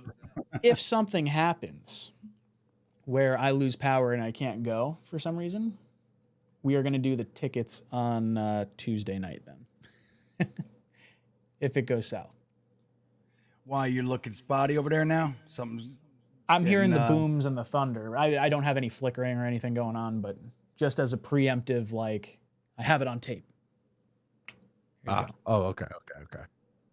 So it's like Yeah, now Chris- we're getting out of this almost, you know? Yeah. It started raining here again. You know, the Patriots have 4 previous head coaches on their coaching staff. 4. Josh McDaniels, Vrabel. Doug Maroney. Oh, I didn't realize he was And- over there. Yeah, he's their Oh, offensive he is? line coach. He's their Oh, I didn't know line that. coach. And Ben McAdoo, Oh, fuck that guy. senior defensive assistant. No, that's That guy fucking, was dude, so that's- bad. That's a heavyweight staff, bro. It is. There's a lot of experience there. You knew Vrabel was going to do that too. Yeah. That's why I mean, dude, I'm telling you, when he was here, look, I'm happy with Aaron Glenn and I'm totally behind it and everything. But when Vrabel was here, I was of the mindset, do not let him leave. He's in your building. And I know he was 99% going to the Pats anyway. It doesn't matter. $15 million a year. Like, what do you need? What makes it happen? Because that's what he's bringing with him. Dude, Doug Maroney as the offensive line coach is fucking badass. Like, I want to believe that our offensive line, like, remember when Callahan was here? It didn't matter. Like, you knew that unit is as well coached as it can possibly be. You know? And then, like, so when you draft guys, you know they're getting, like, if they have a chance to succeed, we're finding it. You know what I mean? I hope that's how it is. You know, I hope that's our situation, but it's real nice to know it. You know what I mean? Yeah, it'd be nice to know, like, feel confident in a coaching staff. Like right now, we're feeling like hopeful in a coaching staff. Like none of them have really had the roles they're in currently. Like, I like the swing on Engstrand for OC. I like the growth of Glenn to where he is now. Muji, I'm a little, I would say, cooler on, but I don't know. I guess a lot of experience. I I gotta say this. What was that? What are you saying, Ryan? No, I was just gonna say I'm cooler on Muji, and like based on the draft, like at least day 3, I'm just like a little lukewarm. Yep. On like their decision process and like how they value certain things. But who knows? Maybe in 2 years' time, we look at this draft and we're like, wow, this draft was way better than, you know, some of the drafts of Douglas. Like, you know, there's plenty in there. Yeah, and you got to give it a couple years, right? We always say that all the time, and it's true. it's just like we said, there was a lot of meat on the bone in the draft around the guys, and we're trading up. You think, okay, well, there's some clear choices here, guys that you feel like are slipping a little bit further than maybe they should. They're going to get, plucked any second, and they're trading up for guys that or have grades later. So it's just, it just gives a little bit of a bad taste. Again, 2 years from now, we could be looking back on, man, were they on it? And that's possible, really. And I hope. But it's tough today. Day 3 was a little bit of a wishy-wash. Pouring outside right now. Yeah. And like, I don't know if you can hear it through my microphone. And Matthew has a good comment about it, actually. It's right on time. I'll be right back. I'm going to take a little bio break, like I said. A bio break. Bio break. Sounds like he's taking a big old dumpski over there. I'm not, got though. Shaq. I'm just peeing real quick. Did you see the Shaq video?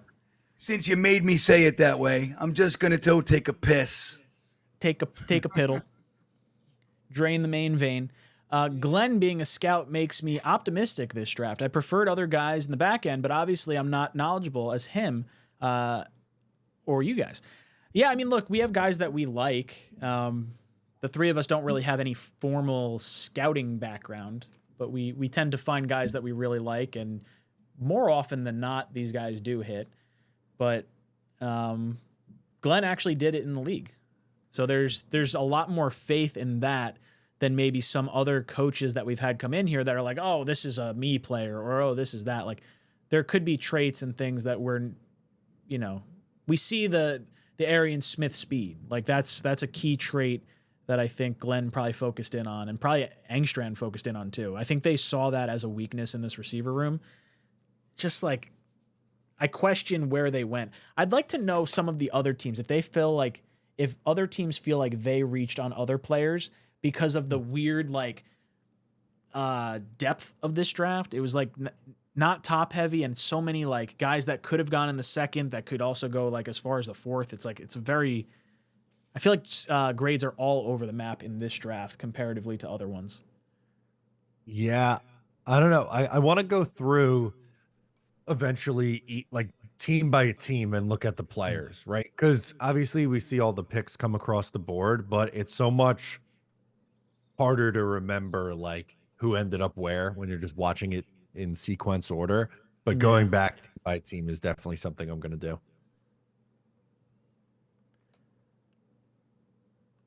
When I heard we hired Darren Muji, I didn't even know who he was, but I got bad vibes immediately. Yeah, I admittedly, I don't know if I even did a video on Muji before we hired him. I don't think he was on my radar for. No, for GM that candidates. was a late name. That was a late ad. Jojo says, hell of a weekend, fellas. Appreciate what you do for this. Oh, we appreciate you guys hanging out with us. We got like 350 people here. We actually got like 400 people across like the different social media stuff just to like hang out with us through 2 rounds of the Jets not having a pick. Yeah, we're literally just chilling. We're hanging out. We're talking about guys that we like when they come up and talking other nonsense too. Blitz Crew says, glad questionable picks on day 3 better than 3rd round. Yeah, I mean, that's definitely true. As much as there was maybe a little bit of shock from the cornerback pick, I think the top 3 players we got are good players. And I would say 2 of the 4 I'm excited about on day 3. Not necessarily like how we went about getting them. I don't love the trade ups, but I like the 2 players, and I like the traits of Arian Smith. And then the linebacker apparently is a good blitzing linebacker, so why not? Let's have some fun. Life Force, gotta go shake my troublemaker. I've never heard that. It's a good way to put that. Hey, Green Bean, you were shaking your troublemaker? Troublemaker? Yeah. Stopped making trouble years ago. You know, what's funny is his username could also be another name for your troublemaker. My Life Force. Yeah. Hey, yeah, right. There you go. I like that. JJ says, as time goes on, this draft is sitting on my stomach like peanut butter tuna melt. So it's maybe not feeling good. Is that what I'm getting at? Like it's sitting heavy in your stomach? Yeah, peanut butter tuna melt. That sounds terrible. That does Not for sound me. good. Nah. Not for me.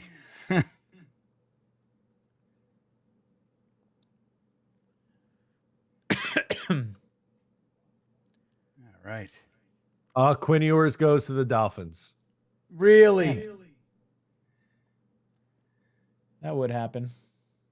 I mean, Dolphins Funny, fans 'cause they've been doing, the last 3 quarterbacks they signed were Jets backups. So now they take a guy the Jets wanted. It's like we're kind of tethered to these guys. They My got a bunch of Dolphin fan friend just texted me, Ewers is going to beat out Zach for QB2. Probably. I think there's, some belief that could happen. I mean, either way, I think Zach's only on a 1-year deal, right? Yeah. 1 year, what, $6 million or something like that? $8 million? Fucking crazy. Yeah. I just want one of those. One time. I'd be living in Dubai. In your bungalow.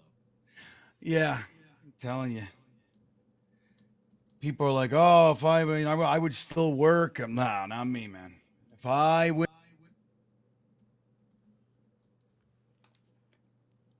I plant shrubs and flowers and walk around. I'm not doing shit.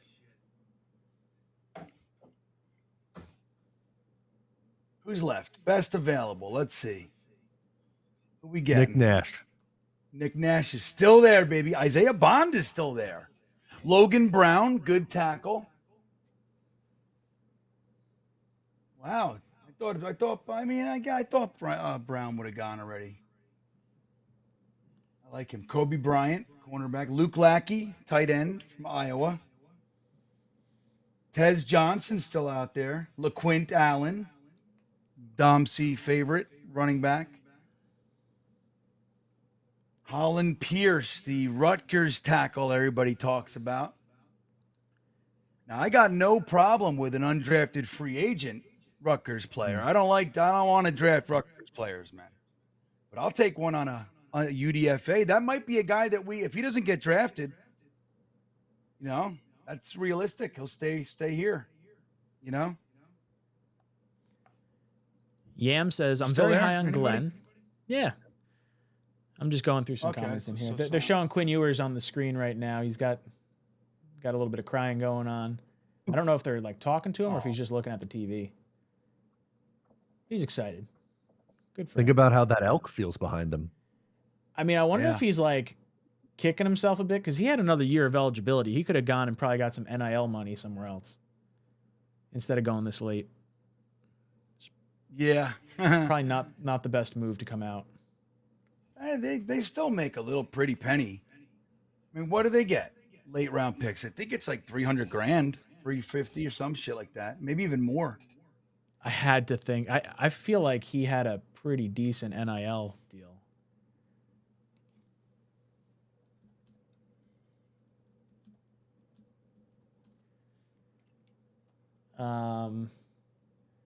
So he earned approximately $6 million. Quinn Ewers did? Yeah. But that looks like revenue during his 3 seasons at Texas. So he probably would have got less somewhere else. Ewers reportedly turned down $8 million in NIL transfer to enter the NFL draft. Ooh, you screwed up. That was a bad move. Yeah, he's not getting $8 million on as a 7th rounder. No, definitely Unless he hangs around the league for a while, but I mean, he could have hung around at a good college last year and then boosted his stock to at least like get above the 7th round. Man, that sucks. You almost wish at that point, like, hey, please don't draft me. I want to go back to school. Yeah. Back to school. Rutgers running back Kyle Monagai goes here to the Bears. A little Rutgers run on day 3. A few Rutgers guys. Yeah, look at this. Nazir Stackhouse is still out there too, the Georgia defensive tackle. Yam says Muji seems like a wet blanket airing out in the yard, waiting to be taken in when needed because it's Glenn's show. It is Glenn's show. It is. I do like that. I think there's like with Douglas and Salah, it felt like they were more of like a team, but it was Douglas kind of doing the things and then like leaning on Salah for like who he wants on defense, where this feels like, okay, what does Aaron Glenn want? Let's go get what Aaron Glenn wants. That's the vibe I get. Yeah. Yeah, I mean, we don't know. You know, we don't know the dynamics yet. But I think Glenn should be kind of the alpha. You know what I mean? Yeah.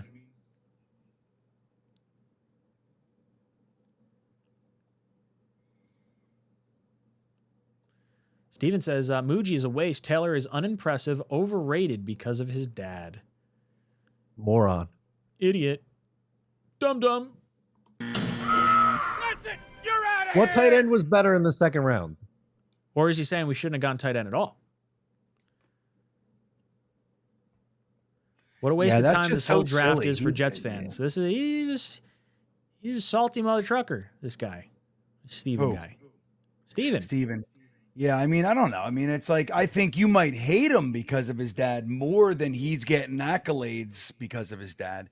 Nepotism on that level, I mean, we see all the time, you know, like Frank Gore's kid, you know what I mean? He wasn't overdrafted. Like, they got to produce. I mean, he's a very, very good prospect. Very good.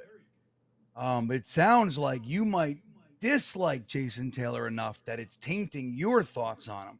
Which I get because I can't stand Jason Taylor. But yeah, you might have to reevaluate. You might have to look at that, Steven.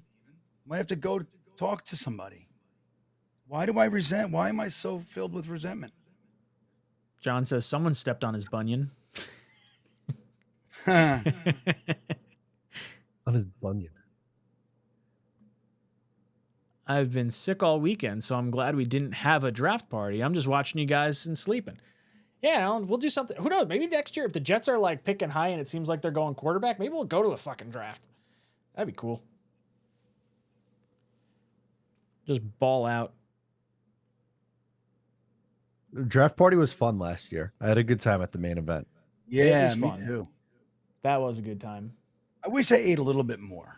I got some. Yeah, I didn't eat anything. I think Matt's mom brought me food. Probably. My dad brought me over some wings, and that was the highlight of my night. Yeah, I didn't eat much food at all. I was too panicked to like. Well, it's hard too to like, right? You're eating wings, which is what I want to eat, and we're on like our computers. You know what I mean? Yeah. You can't. Yeah, that eat was wings tough. Yeah, it's tough. But I remember the beef was good. What was it? Some sort of maybe short rib or something. What did we have? Some sort of beef thing. That was good. The wings were actually good. Like, not great, but they were solid wings. We had some good food. It was a good spread, and we had a 3-hour open bar. So like people were chilling. We did the 3-hour open bar. Yeah, we did open bar. That was serious. The potato skins was good as well. I remember the potato skins and the wings. Right. That's what I remember.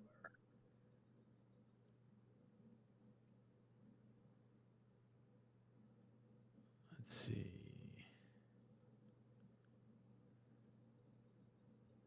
Raul says this draft was a C- at best. How can you take a wide receiver who can't catch passes? How are you going to take a cornerback when you paid a decent contract to Stevens? I mean, I wouldn't let the day 3 picks sour on your day 1 and 2 picks. As far as cornerback goes, Domsey had him as his 18th best prospect. Yeah. Total. And you got him at pick 73. Like, you should watch some tape. The kid's good. Actually, you know what? Yeah, let's We watch. didn't bring this up at all. Yeah. Look, I get it. I didn't want to go cornerback at that point of the draft, but you can't deny that this is someone who probably should have went at the back half of round 1 or early in round 2, and the Jets got him at 73. Yeah. Oh, Jake. What's up, dude? Jake says, we're in the home stretch, fellas. We are almost there. I might pee my pants right now on my show. Jets football, smell the greatness. That's incredible. Wait, hold on. I got to break it out. My piss cup is still here. Piss cup! Oh, the bean. The bean. Pisses and bean. That was hilarious. That might have been the thing that made me laugh the hardest during this 3-day stream. You guys don't have a pee cup? And he puts up bean. The bean pee cup. I've got like water bottles on water bottles. I have my coffee from earlier. I did beer the first night, THC seltzers the second night, and day 3 is all about hydration. It's a marathon, baby. No, I had some whiskey today. After the Jets were done, I was like, if we're getting through 2 more rounds, I want to give myself a nice pour here and relax with you guys. Yeah, totally. Good for you. That's a good move. Good move. Sound logic. Azariah Thomas, for those of you guys tuning in, I've got the little card up on him. Constant pre-snap communicator. Punch in press can really jolt receivers back. Competitiveness is evident every game. Good baseline of instincts in man and zone that can get better. Appears to process the game at a high level. His weaknesses can get taken for a ride versus pulling blockers and tight ends. I can live with that. Doesn't have rare stop and start ability for a longer corner. That would be his 40 time that you're probably a little more critical of. Slender build, but could use more weight. Shows when tackling. He will gain some weight. He's still just a young kid. He's got a big frame at 6'2", so I'm not concerned about that. Athleticism isn't a deal breaker, but it does seem to stand out. Now, remember, he did body up a 4.3 speed wide receiver at the Senior Bowl, so there is, the technique seems to overcome some of the athletic track skills that you might see at the combine. Right. Sound technique, dude. It's, can cover a lot, man. When you're technically sound, those traits, like somebody who's not as sound, they're super fast, but you're just controlling them the whole game. Mm-hmm. We're going to have some big bully corners with this kid in Sauce. How big is Stevens? What's he? He's definitely physical, but I think he's on the bigger side. He is, let's see, 6'1". So yeah, we got some pretty good sized corners. So Tez Johnson just went. LeQuint, the running back, just went.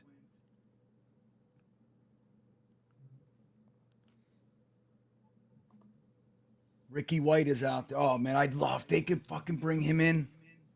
Or UDFA. Let me see here. I think it's 257. Micah Robinson, cornerback Tulane, goes to the Packers. Yep, 257. The Pats just traded something. So the Pats now have Mr. Irrelevant. What position do you think they go with for that? Anything symbolic? Imagine rooting for a team that's just good every year. I know. What is that? That would be honestly everything I just want. Always in the mix. They don't win every year, but they're just always relevant. Yeah, and that's the thing. Like the season's then fun. Like you always have a chance. You never know. Like if you break through and you get into playoff, you might get to the Super Bowl, but you're always in it. Your games are good. Like how many games do we watch? There's just nothing there. Yeah, nothing. Bean, I don't know how you do the live streams like against Buffalo on the road last year when they lose like 30-3. But the Cardinals game, that was brutal from the first snap. Yeah, that's right. That was one of the worst last year too. Fucking 3.5 hours, dude. It's the hardest thing I do in my life. Ricky White to the Seahawks. It's hard. Oh, Ricky White. Yo, the Seahawks are having a good draft. You went to Seattle. Seattle got Ricky White. Did they take the guard too? Was that Gray Zabel? Did they get him? Yeah, they did. They're having a good draft, the Seahawks are. Yeah, man. Ricky fucking White in the 7th round. He's going to be so much better than the guy we got in the fucking 4th. Anyway. Alan Dode says, seems like Glenn is compensating for his own shortcomings. Torrey Horton, wide receiver. Yep, Robbie Colorado Ousts State. from Alabama. Bryce Cabeldew, don't know him. Damian Martinez, running back. Mason Their first, Rickman, Ricky White. Like, they're having such a good draft. Phil Maffa, running back Clemson to the Cowboys. That's their second running back they took. Yeah, I was gonna say, didn't they take 2? Is this their second or their third? I think it's their second. Yeah, they took Jaden Blue out of Texas in the 5th round. That's right. Ryan Zupardi says, JD's first draft, Becton, Mims, Davis, Zuniga, Pirine, Morgan, Clark, Hall, Mann. Seeing this, I don't feel too bad about Muji's first go. I mean, we were feeling pretty good, at least about our first two. Becton and Mims, we really liked. Davis, we knew was a physical freak, but he didn't participate at the combine. Zuniga had a really nice RAS score, but did not pan out. Pirine was... I don't know. I think we were kind of lukewarm on him. I know Green Bean was a little bit higher on him draft time. Overly excited for. Bryce Hall was a fun one though. I did like Bryce Hall. Yeah. And then Mann was, getting a punter, whatever. Bastard kept us from getting Trevor Lawrence. I hate you, Braden Mann. Thanks for nothing. You know Thomas Morstead.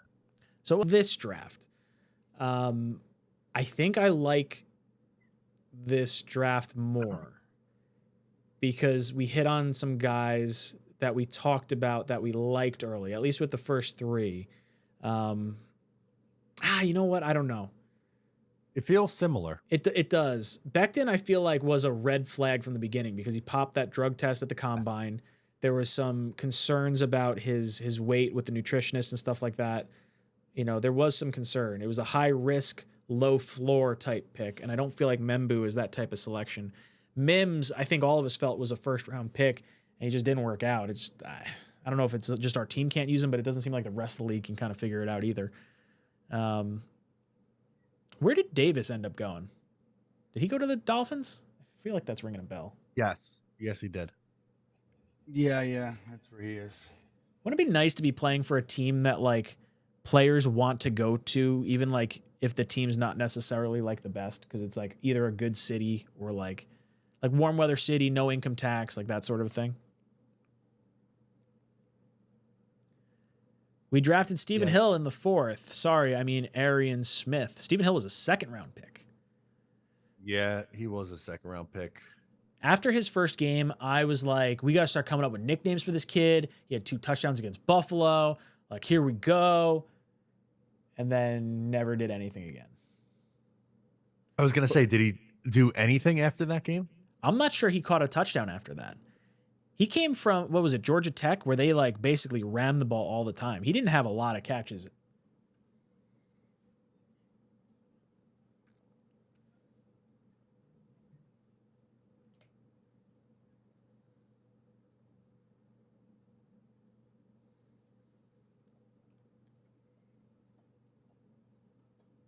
How about favorite no, just favorite pick overall from the Jets in this draft. Favorite pick. I was going to say favorite non-first rounder, but I fuck it. Armand Membu could be the answer too. Just favorite pick overall. Yeah, I'm excited for Membu. I really am. I think the sub 5-second 40 and the other metrics that he has make me really excited to see what his ceiling could be. I like some of the other picks, but I think Membu is the one for me. But if I were to go outside of that, I like our last pick. I like the edge rusher. I like Barron. I think based on where we got him, I don't love the trade up, but the player seems intriguing. I don't know. Yeah. Ian, what about you? Where do you land on this? Right, I'm sorry. I didn't really. I'm sorry. I have to do this real quick. I apologize. I That's pulled all out good. for a second. That's all right. My Matt, where do you fall on apologies. this? Matt, where do you fall on your favorite picks? So I think I'm gonna say Membu. It was a toss up for me between Membu and Mason Taylor, but I think Membu, to me, like, that's a pick that just made a lot of sense. Like, I know a lot of us wanted Tyler Warren, myself included, right? But I'm not one of those who'm like, yeah, I preferred Warren, but I'm gonna be all upset that the Jets took Membu because I do see the vision. And the chances of the Jets having a really good offensive line this year is very high. And that excites me because it's been such an issue for the Jets year over year over year for this franchise for a really long time. Outside of round one, I'm going to go Mason Taylor would be there, but like of the day 3 guys, I'll say I like Malachi Moore. I think he's a player. You know, I don't know. I think he'll compete to start this year. I don't think it's a guarantee that he starts, but what I like about him, low missed tackle rate. That's something that I've been looking at a lot throughout the free agency and draft process, just because I thought it was something they struggled with really badly last year. All the missed tackles that they had, especially at the second and third level of the defense. He's a team captain. He's good against the run, has a little bit of ball skills. I think he might be a starter one day. So I'll go more. Yeah, I think he has the highest upside of like the day 3 picks, I think, initially to have an impact. I mean, I really want to try and spin Smith the best way possible. What does he have to do in your mind, Matt, to justify the 4th round pick? Is it like catching like maybe like 3 touchdowns, like just took the top off the defense, and like does that justify the selection, or like because of the reach on him to get him, you can't necessarily justify jumping like that? So just based on the player, not where he was selected, I think he's going to be like the gunner and have like 120 receiving yards on the year. That's my guess. Be like essentially an Xavier Gibson level of production as a wide receiver and being the gunner, which you like that better in like the 6th or 7th round than not the 4th round. But if he were to give you like a wide receiver 3 type season, like 400 to 500 receiving yards and like 4 touchdowns, I'd go, okay, you know what? The Jets got something out of this guy, but that's not where my expectation is. I have very low expectation for him, but if he proves me wrong, has a couple long touchdowns, makes some plays, and is a good special teamer, then will be the first one to admit, and I'll be happy to admit, hand up, I was wrong about this guy. The tough part for him is going to be Fields doesn't really look to wide receiver 2, let alone like all the other receivers. So I feel like it's going to be those little, boom burst play, if anything. So your 120 yards might be accurate on like 5 catches or something like that. Like it could be like a totally squirrely kind of thing. Maybe an end around. If he gets us, if he gets us a score in a critical moment or a critical first down that like leads to a win or something, like give us something. Give us some positive plays. That's what I'd like to see, because there's a lot of doom and gloom with that pick in particular. Bean, how you doing over there? Good. Great. Still focused, or do you want to? Yeah, I'm just. I got. No, that's all right. Like just as somebody scheduled a meeting. I got something that like they scheduled a meeting. It's a very important meeting, and I have a meeting at the same time, so I had to like address it right now. You know what I mean? Because it's 2 things that I have to. Anyway, sorry. No, that's all right. Jump on it. Take your time. I just didn't want you to be like ready to respond and me just ignoring you. So it's okay. Like, so anyway, yeah, no, I don't know what you guys are talking about. I think I heard something about a man named Bill. I don't know. Buffalo Bill. Yeah, Buffalo maybe. Let's look up. So Darnell Mooney, when he played for the Bears. He had a nice year with Fields, if memory serves correct. He did. Before they got DJ Moore, he was a pretty good. He had 1,000 yards in 2021. Yeah. So with Fields, it would be in Atlanta this year too. Yeah, he had almost 1,000 yards this past year. So yeah, I mean, 992 and 5 touchdowns. His grades were pretty good. Like, that's the thing. If he's going to be, he had a lot of receptions. He had 131 targets, 81 receptions. 50 balls either sailed or something happened.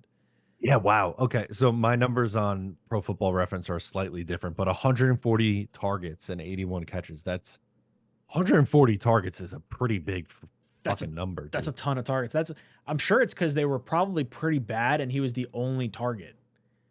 Like, yeah, right. Maybe was Komet there at that point? Probably, right? That might have been his rookie year. Yeah. Look, hey, DJ Moore had like, what was it, 1,200 yards? Or was it more than that? What was his yardage? Yeah, wow. Darnell Mooney was tied for 11th in targets that year in the NFL. Garrett Wilson's going to feast. Yeah, DJ Moore, 1,364 yards and 8 touchdowns with Fields at quarterback. That's the thing. It's like, it's there. It's been, like it's not like you're making it up entirely. Like it's there. Like the potential exists. It's real. You know what I mean? It might be a reach. It might be a long shot. Sure. But it's there. You know what I mean? It's not like, you're walking into a room, you're out there in the wilderness and you're starving and you're fucking, you see a hole in the ground and you're hoping there's steak in there. It's like, no, man, you're walking into a house, the door's locked. Like, there's a chance there's something good in there. It makes sense. Taylor says 10 drops is too high, but don't act like the dude can't catch. Really ignored? Okay. Well, I thought you were talking about, like... Yeah, I was asking for confirmation. Oh, yes. Okay. No, there you on go. who? I don't know. Well, no, he's saying that it's not like there's nothing there for good. Fields. Like Mooney and DJ Moore. Well, I was talking. This was in reference to the receiver. So Arian. Yeah, I was just looking for Smith. I wanted you to make. I me agree feel with good. you. That's all. Dude, I was on board with Fields. That was my top option for quarterback this offseason. So like I like it. I like the swing. I'm not expecting like a great season. My expectations are adjusted to the, from the last few years.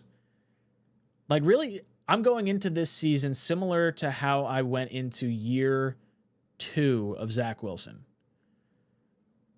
I think that's probably about my level of expectation. Like when we could have gone on a run with Brees really rolling and we had that like beginning part of the good season, like the expectations before that, I didn't have super sky high. It's like, okay, let's just see how Zach develops for year 2. And that's basically where I'm at with Fields. Let's see what he is. And worst case scenario, it doesn't work out. You draft a guy and you compete, next year. Do you think they keep Fields on the team if they draft someone next year, or do you think they move off him? 100%. I think they could even start him next year. Yeah, if they wanted to, right? Like, because how many instances have we seen the Jets draft a quarterback and just where if you have Fields, even if he's not the answer, he's not bad enough where he's going to be a complete hindrance. So if they wanted to start him the first 7 games of the year and then go, you know what, we'll wait till roughly halfway through the year and then play insert quarterback here, I'm totally okay with that plan. Mm-hmm. Yep, and you can do a lot worse for backup. Like you let him compete, right? Like if you do that, you're bringing it for you. Like you let him compete, and if the kid doesn't show enough yet, like Matt said, you could start Fields and do that whole thing, or you know what I mean. You can let the kid win. Not let him, but if he wins, beats him out, shows enough, you could do a lot worse at QB2 than Fields. I really am looking forward to the running game this year. Like with Fields and Brees and Braylon, like I want to see a punishing, violent team. I want a tone-setting team. Like I don't mind about not seeing like a crazy ton of passing yards, but like let's beat people up. Yep, and we have the backs to do it, Ryan. We got the backs. We got the offensive line to do it too. We got some maulers. Yeah, run the right side. Run to that right side. AVT and Membu. Let's go. Dude, and then you pull John Simpson from the other side. Oh, now we're cooking. Coming downhill. Pull John Simpson, and you have Ruckert over there already. Mm-hmm. And the slot, he's coming. You got Ruckert in the slot, and he comes and cracks back. You got fucking Simpson pulling out. Oh, yeah! We want to hurt you. I'll choke the shit out of you. That's what I want. That's what I want. Wide receiver from Georgia, Dominic Lovett, going to the Lions. Pick 244. So we are 14 picks away? 13 picks away? 13 now. Lions turnaround started with drafting Penei Sewell. Membo is a great pick, says Jay Spector in the chat. It is. Yeah. And there's some comparisons to, I'm not saying he's going to be as good. That's unfair. I think Penei Sewell's like one of the 3 best tackles in the NFL. That's unfair expectation. But from the athleticism standpoint, I think there's some comparisons to his game. I am going to believe Membu's going to be the best right tackle in the game until he's not. I will choose to put the green blinders on. Love it. No, I mean, dude, the speed is there. And you look at the company that he holds because of those metrics too. I think I actually have the thing queued up here. Let me see if I could find it. Yeah, look at this. Height, weight, vertical, 40-yard dash.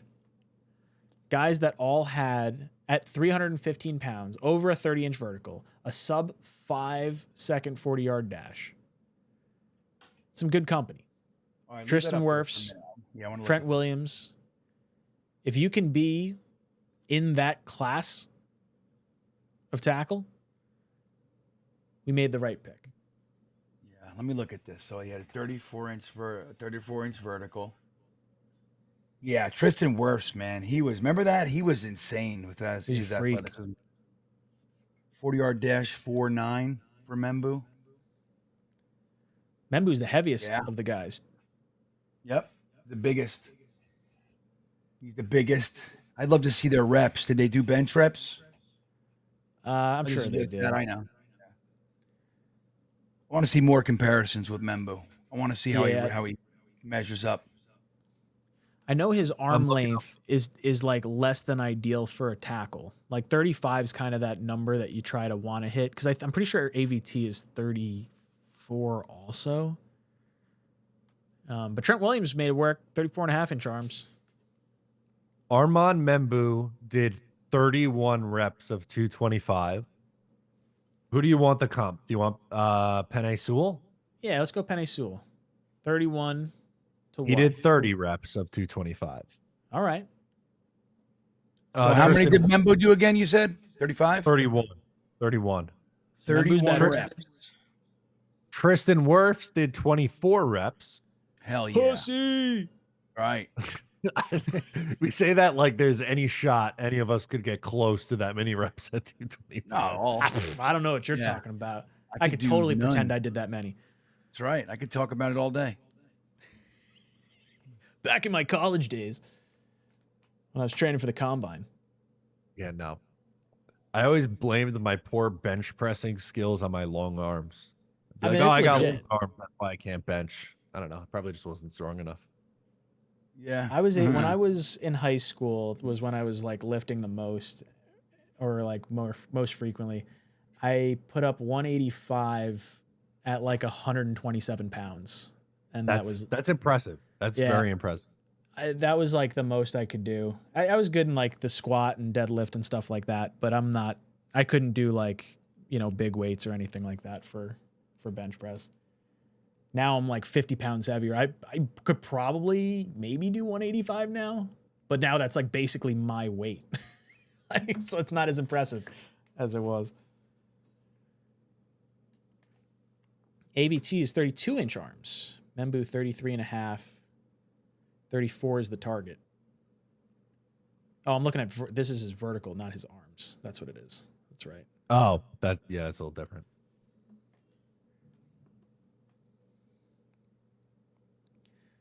At least we have 2 Malachis. We basically go through this every year. We get the Malachis. We got the Elijah Moores. Yeah. Or no, the Elijahs. Remember we had the Brees and Bryce Hall thing. Remember that? You know what's funny? Let me see if I have it pulled up. I think for AZ Thomas, his Connor Rogers Am I still did a comp. echoing? They're saying that I'm echoing. Am I echoing? Mark Sacchetti said Green Bean with the voice of God. Hello. Am I echoing? Player I comp. don't hear it on my end. Oh, I thought I saw a player comp of someone. I don't know when I saw it. Someone compared AZ Thomas to Bryce Hall, I think. Really? Yeah, I don't know where I saw that though. Maybe I'm thinking of the wrong corner though. I could have sworn I saw it in Marcus there. Spaghetti. Spaghetti. What are you talking about? No, he's the one who said I was echoing. Oh. I just saw that in the comments. Membu tape pancaking people. We got any good like Twitter clips we can go through? Things that are like popping Membu? off on some of our guys. Doesn't look like SNY Jets has anything additional as far as their clips go. Ooh, there's a call. Are you ready to be a Jet for Membu? I didn't watch that. Let's see I'll what put it the is. Membu tape in the chat here. Let's see.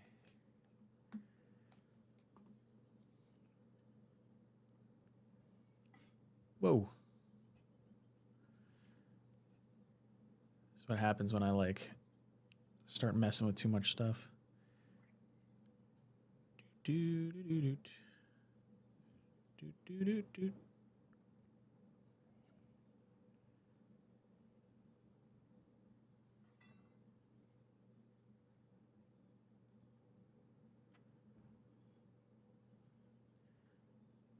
Armand. What up? Darren Moody, GM of the Jets. How you you ready to doing? be a Jet? You ready to be a Yeah, I'm Jet? ready. Come on. You ready to get to work? You Yes, ready I'm to ready. grind? I got Coach get AG ready, right Coach. here. Come on. Membo, what's up, brother? What up, Coach? What up? Just like we talked about. Just be mean, nasty, and go be a. Go Hell do yeah. that. I'm You hear already me? knowing, Coach. Yes, sir. My man. Man, proud, man. Happy. Can't wait to see you, all right, brother? Yes, sir. All right, man. Here's our owner right here. Let me hear it for the room. Are we excited? You hear all that? We wanted you all along. We're so happy to have you. So welcome to the Jets. I think Matt put it best. I think I saw it on your tweet. Woody's such a goober. Yeah, Woody didn't know Armand Membu's name. That's why he didn't say his name on the broadcast. Oh, really? I don't know. That's pure speculation, but Yeah. Well, how about Mooj asking him a question and then asking him he doesn't even let him answer. Like, what is that? I hate those calls, by the way. I want you guys to know that. I always did. I hate them. They're very uncomfortable to me. They make me tense. You know what? When I'm hyped up about the guy, I like seeing it. Like the initial, like the draft with Sauce and Garrett and JJ, like that was a rush. Those good. three and Brees. Like Yeah. it felt like we hit home runs. That was so much fun. Yeah. Yeah, I just think most of the time, like they're just, I don't know. It's a personal thing. They feel uncomfortable to me, forced. Okay, hold on. Here's this other guy. Oh, Yeah. You ready? You ready to be a Jet? You ready, game You ready to breaker? play? You want to play football? Hello? Are you happy? How do you feel? You know what I mean? Like, what are we doing? why didn't they put Brick on the phone? Like, hey man, I just shared an Instagram reel of your highlights on my Instagram story. Do you follow him, Matt? No. No, I don't want to. But I don't know. Do you guys feel the same way with those calls? Like they feel very obligatory and like just forced to me. I like when the coach and GM talk to the guy. I don't like hearing Christopher or Woody Johnson's voice on the call. Like that seems incredibly awkward. Yeah. And I wonder if the players even know who they are. Like, do they remember them? Did they talk to them? You know what I mean? Like, what does it mean to them? They probably haven't seen the owner. Maybe Membu does. Like, I feel like there might be a little bit of a sign off from like Woody to some degree, but I don't know. Yeah. There's the live reaction of Shedeur getting drafted is kind of funny because it's a dog bone, but because of the way the angle of the camera is, it looks like a nutsack dropping in the background. I saw that. Let me see. Can you What pull is that? this? Oh my God! Yeah, what is that? Oh, look at that! Big old This is- testes. Big old fantastical. See if I can. Oh no! You ready for these? These what? They These kind of man? like they bounce around a little bit. See if I can get this to go. Oh man, I Trying wish to we get had it. some 6th and 7th round picks today. Yeah, it's a ball bag if I've ever seen one, boys. That's Yeah, that'd be a yeah, nutsack. that's a long summer just ball like- bit. They're Look not at it jiggle. televising half these sets or anything. Look at it bouncing. The camera's on stage is that? right now. There are multiple people on stage. We have not seen that What yet. is going on? There's no way. There's no way this can be it. They just drafted Gabriel. But why What are are we there cameras on stage? And why are there cameras looking at Browns fans right now? Again, there's another camera looking at a Browns fan. The cameras are everywhere right now. Usually they're just walking around looking for random things. Yeah, this is not normal. This is not normal to show this. This is not normal for them to be doing this for a third day pick. This could be the one. This would make no sense for the Browns. They just got Gabriel. No way. NFL Draft. No way. The Cleveland Browns select Shedeur Sanders.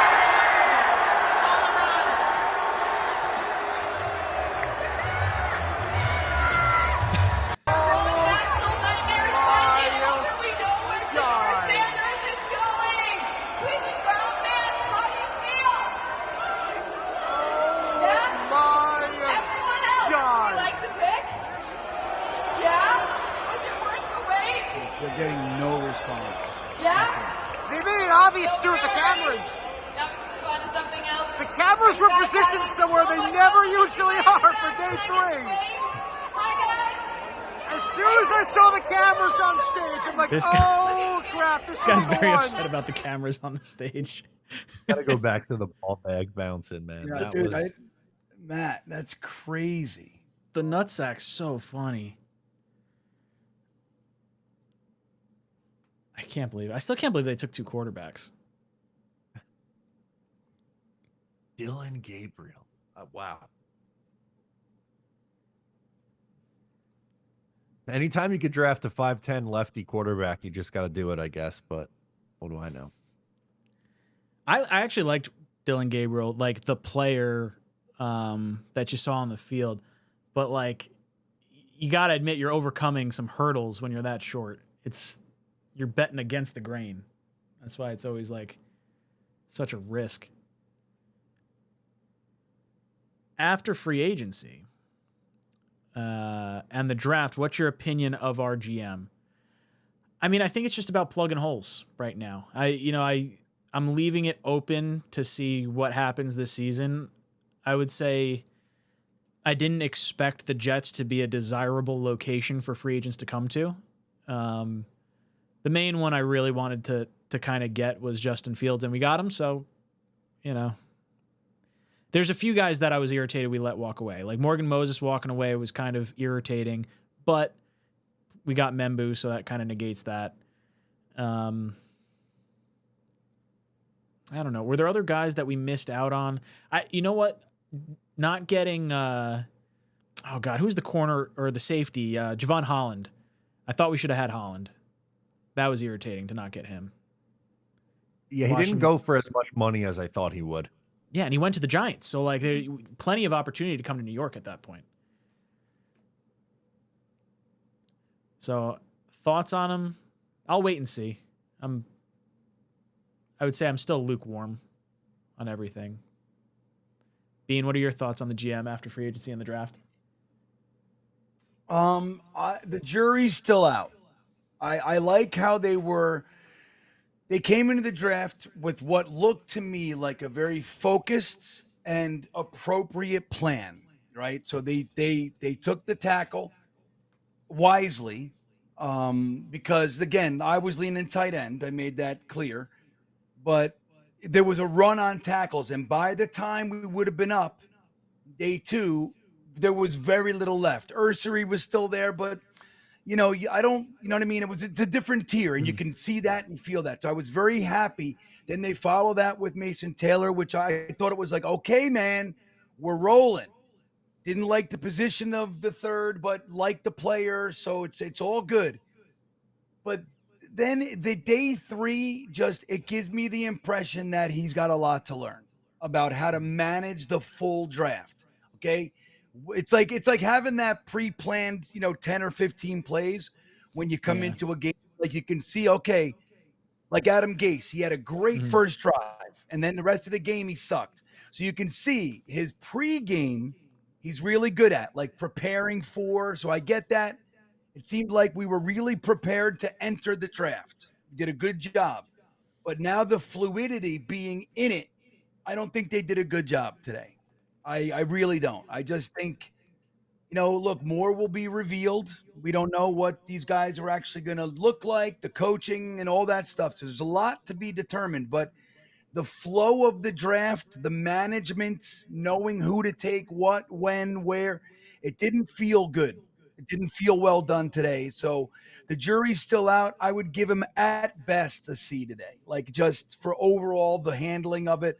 We lost 2 picks and moved up for guys that, they might be good. I like the safety more, but I didn't feel I don't know. I feel like we lost stuff today. Like we left stuff on the table. More meat on the bone. Yep. Yeah. There's a lot left. I feel like there are teams you're looking at and you're like, they look like it's so well done. It's so smart. I don't feel like that about us. So again, he's a rookie GM. You're going to have to take it, man. You got it. It's his first time doing it. It's his first ever draft. Hopefully he'll learn a lot. He'll get his scouts, his team developed and all that kind of stuff going into the next go around here. But not terrible. But I don't feel like McCagnon or 𝐒'Zink. 𝐒'Zink, I had no fucking idea what he was doing. McCagnon, I felt similarly. I didn't know what they were doing from the first round. Like, what is this? Why are you taking Calvin Pryor in the deepest wide receiver draft in the last 20 years? Why are you doing that? And we have no wide receivers.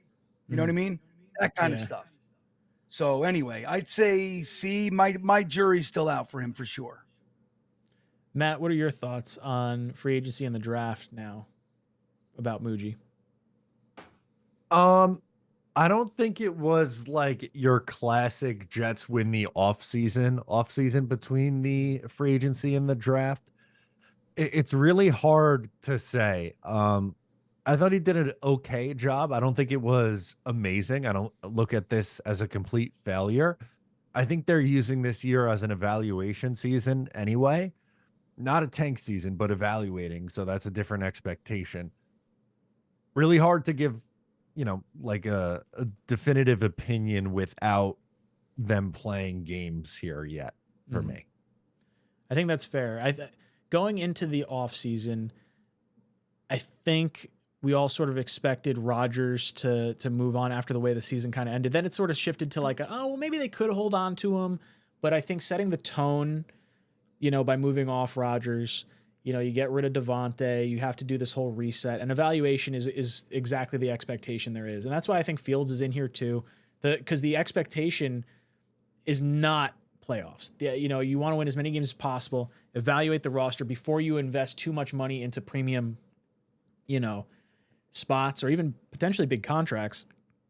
I would like to believe they'd still extend some of our big guys. Like Garrett and Sauce, I hope get contracts before the end of before we go into training camp, just to kind of like put that to bed. And then you're spending the rest of the time evaluating like AVT, Simpson, JJ would be probably the next ones, or AVT, Simpson, and maybe Quincy. But I think Quincy's probably going to walk at the end of the year. Do you think we wind up retaining both guards, or you think they, maybe plan to replace one of them next offseason? I hope they keep both. Yeah. I want to keep this line together. Yeah. And unless one completely sucks, of course. Yeah. We have an out. But yeah, I'm with Matt. Keep them together as long as you can, man. Let's go. And they didn't bring in a developmental guard. So to have somebody stewing, we got Xavier Newman and who else? Phil Hansen, or whatever the fuck his name is. Jake Hansen. I think so. That's it. That's what we got. I don't love it. Our tackles, I like that they brought in Okafor for depth. And then we still have Mitchell and Warren. So we'll see what this staff can do with those guys. They both look, I mean, Mitchell regressed. Warren, we don't really know what he is overall. But we'll see. Maybe we got good guys. Maybe the coaching does the trick, schematics and teaching and all that stuff. But, we'll see. But I would have liked to get a developmental interior offensive lineman in this draft. Yeah, I think we missed the boat on some of the interior defensive linemen and interior offensive linemen this year. Ashton Langley says, Green Bean, check your DMs. Yeah, I actually, thank you, Ashton. So he sent a Malachi Moore highlight reel, it looks like. Hold on. You want to put it up? Yeah, hold on. I'm just trying to track where I was. Sorry. So Alan Dode says, Arian Smith, no matter what. Green Bean, Dennis Leary's call on draft day is special. And then Ablab says, gang, did the Giants low-key have a great draft? That D-line makes ours look mid. Yeah, Giants had a good draft. I still don't love Jackson Dart. But for what they gave up to get him, I think it's okay. Like, I won't be critical of that. Luke Lockey gone to the Texans. 2 picks left in the draft. Chargers Guys, and Patriots. I have phenomenal news. Oh, you got dinner. Would you get wings? I DoorDashed tacos, and it was buy one get one free. Oh, nice. BOGO on the taco. I have 6 tacos, side of Spanish rice, and black beans. 2 of them now. That sounds delicious. Amazing. I'm gonna go to town on this very soon. That is good news. You're right. Good for you, Matt. Pizza, and I can smell whatever Becca's cooking downstairs, and I can't wait to have some. I can't wait to close my eyes. I'm gonna pass out like instantly when this stream. I am so tired. It's crazy. I'm gonna lay down and close my eyes, and I will be sleeping in less than 2 minutes. For real. Green Bean, what did you think of the Giants draft? Did they low key have a good one? Their D line's filthy right now. Let me look at it. I really don't know. They got Abdul Carter. Then they traded up for Dart. They got Darius Alexander. They got Scatterboo, Marcus Bowe. So, yeah, very good. Very good. I don't know. Thomas Fedone. Yeah, we were actually talking about him a couple weeks ago. Don't know much about him. Crisp route runner. Yeah, looks like a very good draft. Very good draft. I like everything up to Bo. I mean, Fedone and Corey Black, I can't speak too much on, but yeah, I mean, that's a good draft. Good looking anyway. Chargers pick is in New England on the clock. Right? Last pick of the draft, boys and girls. Professionally certified hater says, CFB guy here, Membu Taylor were A+. AZ was projected to go mid-second round, and we got him at 73. Arian lowers his drop rate by 50%. He's a second-round wide receiver. I mean, look, the speed is the trait you're gambling on, right? And hopefully you can figure out the drops. Like, I feel like you just put that dude on the jugs machine nonstop from now until the start of the season. Just let it rip. I hope he gets better at that. Yeah. So Dom C before had said 2 very solid and safe picks in Membu and Taylor, 1 steal in Thomas, 1 very Jetsy-like head scratcher in Smith. Yeah, very Jetsy. That's the shitty thing about it. It's like, come on, man. Can you just fucking not overthink it and take one of these good wide receiver kids that are sitting there? Like, why do you got to take I had a really good conversation with him. You think he's going to be a steal. He's a sleeper. Like, why do we got to get the sleeper? Just grab Jalen Royals. You know what I mean? Like grab somebody with a little bit of a solid resume here. Not somebody who has, if he didn't have the injuries and all the drops, he'd be a really good. I don't give a shit. You know what I mean? He's super fast. Making it harder than it has to be. Yeah, they outthink themselves. Hopefully they learn quick. Hopefully I learn quick. Never to second guess these guys. They nail everything. Maybe that's what's going to happen. But that's not what it looks like today. I just saw Tom Grossi made a pick for the Packers in Lambeau. Really? That's badass. Oh, that's actually really cool. That is. Yeah, I saw Brandon Perna from That's Good Sports is like cheesing in front of the TV because he does a podcast, GPS, with Grossi.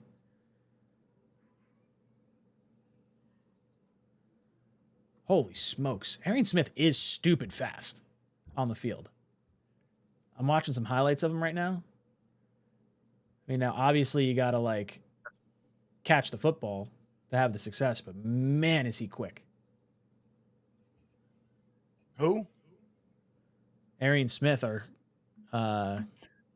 wide receiver we took in the 4th round. Why aren't you showing? Hey, I dropped that Malachi Moore thing in the chat too. If you want to show that. Did you? Harrison Glazer's Twitter. Yeah, in our guest chat. I don't see it. Oh, no, you're in the other. Sorry, I'm using two systems, and you're in the other one. Gotcha. Hold on, I'll pull it up in just a second. Certified Hater says, I've had a pleasure watching Malachi the last 5 seasons at Alabama. Super high IQ roamer, free safety that hits like a linebacker and was developed by Nick Saban too. Yeah, that gets me excited. He's probably our most likely like day 1 starter from day 3. Or most likely to have an impact where the other guys are kind of a little bit more of like a dart throw.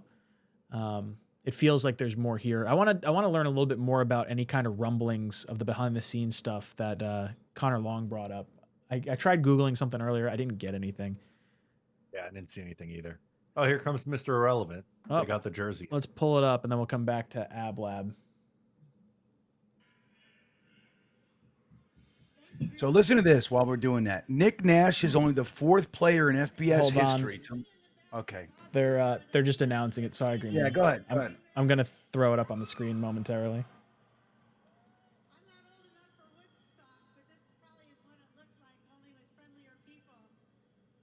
Friendlier people than Woodstock.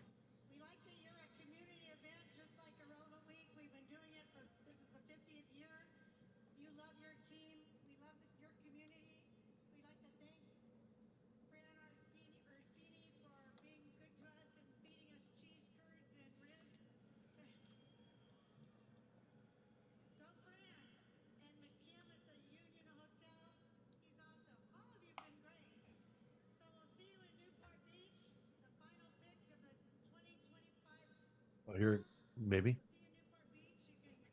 Visit newportbeach.com or go to the Bay Club. Come party with us. Bring your cheeseheads. We like that. The 257th pick in the 2025 NFL Draft by the New England Patriots is Kobe Minor, a defensive back from Memphis.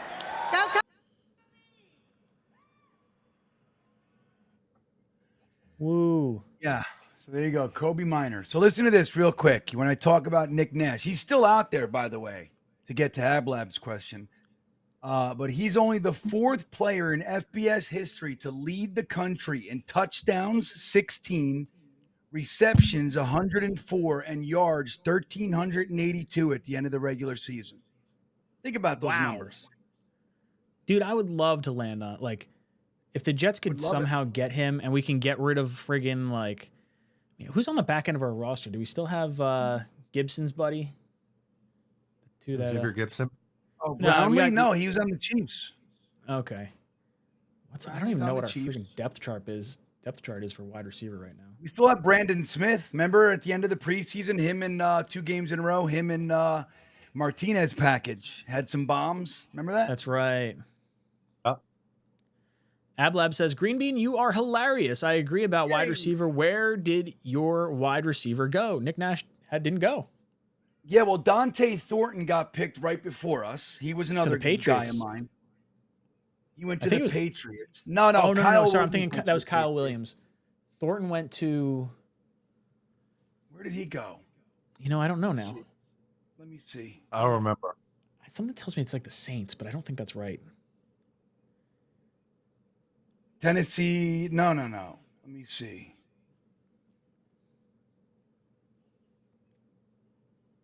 Raiders. That's right. Raiders got that's him. right. Knew it was So- a darker team. Yeah, so he was one. Nick Nash is my secret love affair. He's still out there. Mhm. So dude, I hope the Jets are banging on Okay. his fucking door right now. I really hope so. Famous Jay says, "Relax. I trust AG's scouting ability over the fans." Well, yeah, that's got to be the hope, right? Yeah, that's the hope.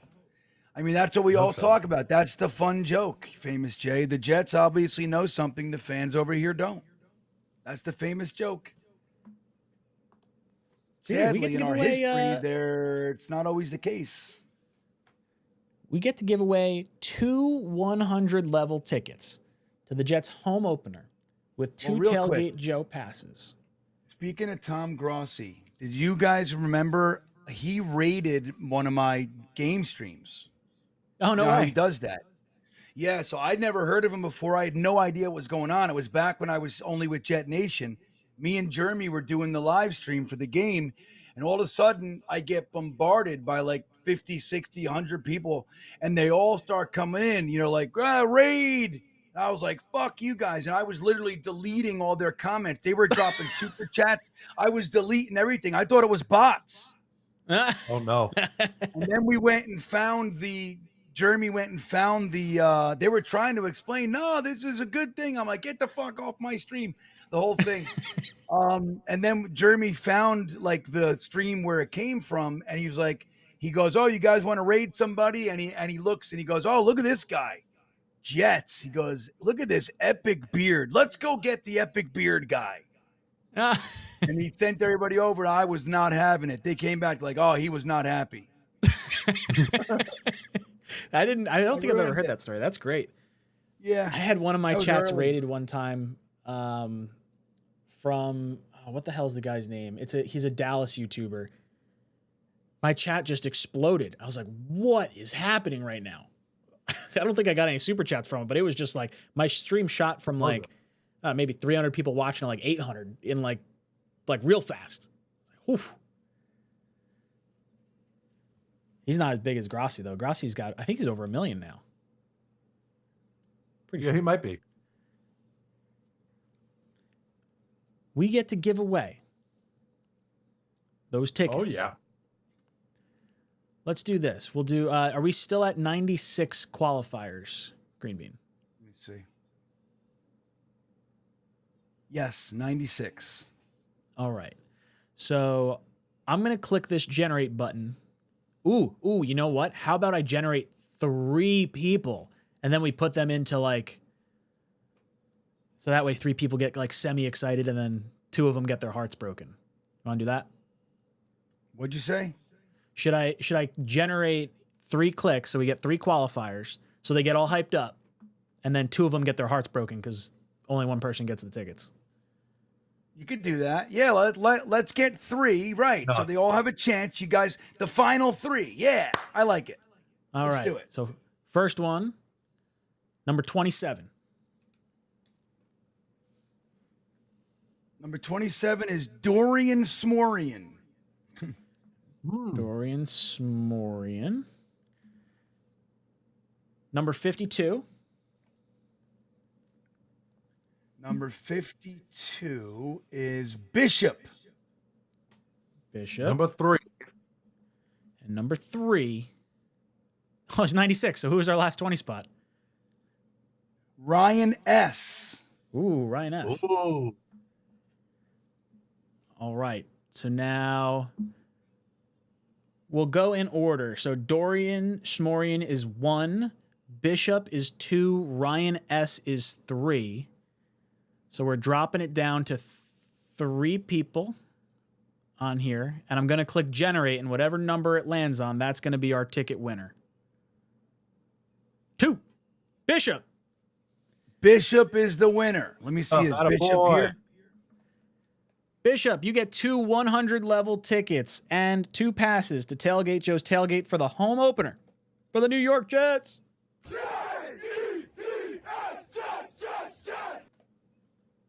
Let's go. Was anyone in here from that from those 3? Probably not. Bishop is. No, he's here. Is he? Wait. Yep. Bishop. So he wins the 2 100 level tickets and the tailgate? Yes. All right.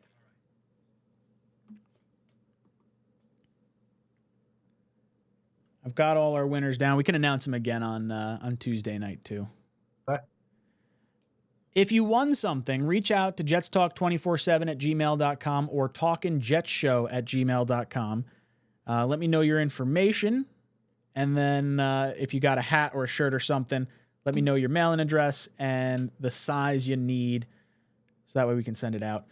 Jake gets eggs. We got to figure out what we're going to do for eggs. Yeah, I have eggs too. I wish I could just ship these. My chickens, I'm going to get another dozen eggs tonight. Love it. My chickens are laying eggs, baby. They're Boys doing and it girls. right now. They're like, just squeezing out eggs. That's what it sounds like. Imagine chickens didn't like cock-a-doodle-doo or like peep peep. They just screamed because they're Dude, you got to forcing hear eggs it. out. You got to hear it when they're laying. You know it? Oh, I mean, it's like, yeah, it's a whole thing. Imagine one of those big like warehouses that have like millions of chickens in them. That's got to sound terrible. Fucking, it's a horror show. It's a horror movie. It's Silence of the Chickens. Silence of the Chickens. Jeez. Silence of the Hens. Yeah. Yeah, it's only the rooster cock-a-doodle-doo, and he never says cock-a-doodle-doo. He goes like, it's like a whole thing. Got a little bit of a slur going. Yeah. Boys and girls, we've hit the end of our stream. 7 hours and 35 minutes of day 3 streaming. I don't remember what we did yesterday. We were like, I think 5 hours yesterday, or maybe 4 hours yesterday, and 3 or 4 hours the other day. You're talking like right now. A lot of streaming, a lot of hours. And then, We of course, did- the recaps. We did on day 1, we did 5 hours, 12 minutes. Day 2, 5 hours, 34 minutes. So that's and like today, 11 hours. 7. Yeah. Call it plus 18 to 20 hours of like the stream and the prep, because there's stuff behind the scenes that doesn't get posted too, plus like the recap videos that we do like after these where you're up till all hours of the night trying to do stuff.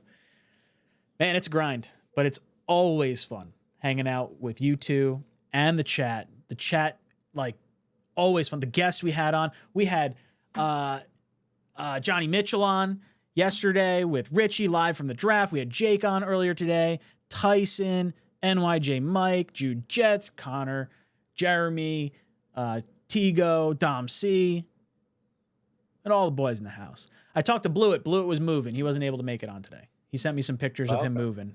He's like, I didn't even get to watch much of the draft. He's like, I'm pissed. I was like, you're moving into a house. It is what it is. But really, really happy to have hung out with you guys for this stretch of time. It's no joke, the most fun of our Jet season consistently. And I see TJ in the chat. TJ says, where is it? It's going to come up. Sorry, I'll get it on there. Guys, we signed a couple of undrafted free agents just now. Who? Talk about it. Let's go. Let's see what it is before we go over. Nick I feel like the Nash. Jets website usually has. Yeah, they're Quentin pretty good at it, Skinner. actually. What was it, Matt? Quentin Skinner. Quentin Skinner. Of course. Position. Some fucking loser. Wide we don't know. receiver. Damn it. Isaiah Bond. Oh, they got Why not Quentin Nick Nash? Skinner, wide receiver. Come on, guys.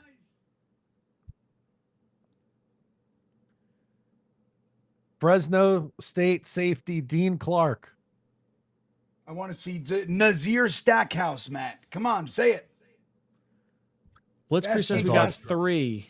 Oh, wait. Running back, Donovan Edwards. Ooh.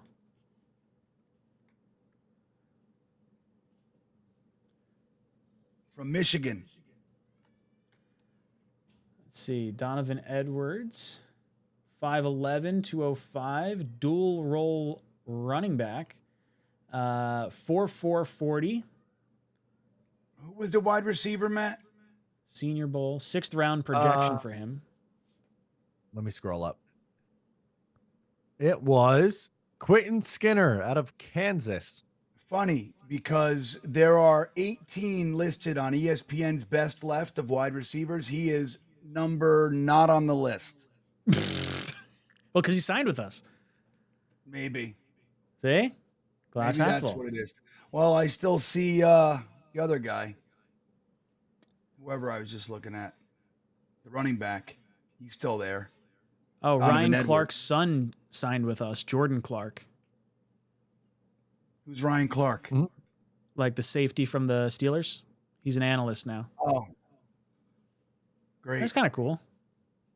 Yeah. That Good stuff doesn't bloodline. do it for me. Well, actually, not You know great what I mean? bloodline, because didn't he have sickle cell? Couldn't he not play in Denver? Yeah. Yes. You're right. I think it's sickle cell. I don't know if that's... Nick Nash went to the Falcons. Blitz Crew said Skinner got a $185,000 signing bonus. Really? He was like a priority? Dude, I don't know Guess so. what the hell these guys are doing. Quinton or Quinton? Come on, guys. Get me one of my guys.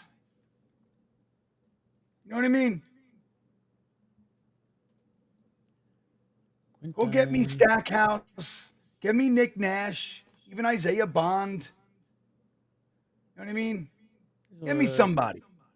Got 3 Skinners on Draft Buzz, and it's not that guy. I don't know anything about him. Kansas Jayhawks. College stats: 6'4", 170. Nick Nash went to the Falcons, Alan Doge says. Boo! I'm getting texts. Green Bean didn't hear me. It's all right. I got rushing receiving for Quentin Skinner. So his first year starting, or I guess started playing, whatever, 2022, 400 yards, 5 touchdowns. Then he went 587 and 2 touchdowns, 557 and 4 touchdowns. 6'4", 170. Not a tall. He's a tall guy, but not a lot of meat on the 170 is lanky. Pretty lanky. That is a lanky bastard. And then what was the other one? Clark? What was his first name? Jordan Clark.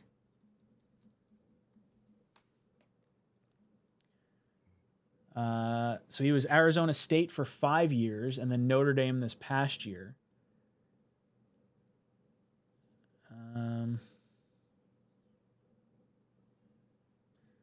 We're gonna do a bunch touchdowns of he no gave up? names. Yeah. Yeah, not guys that get you super excited. I know. I love the undrafted free agent piece. Like I do. I love it. It's exciting to me. And they're gonna blow it.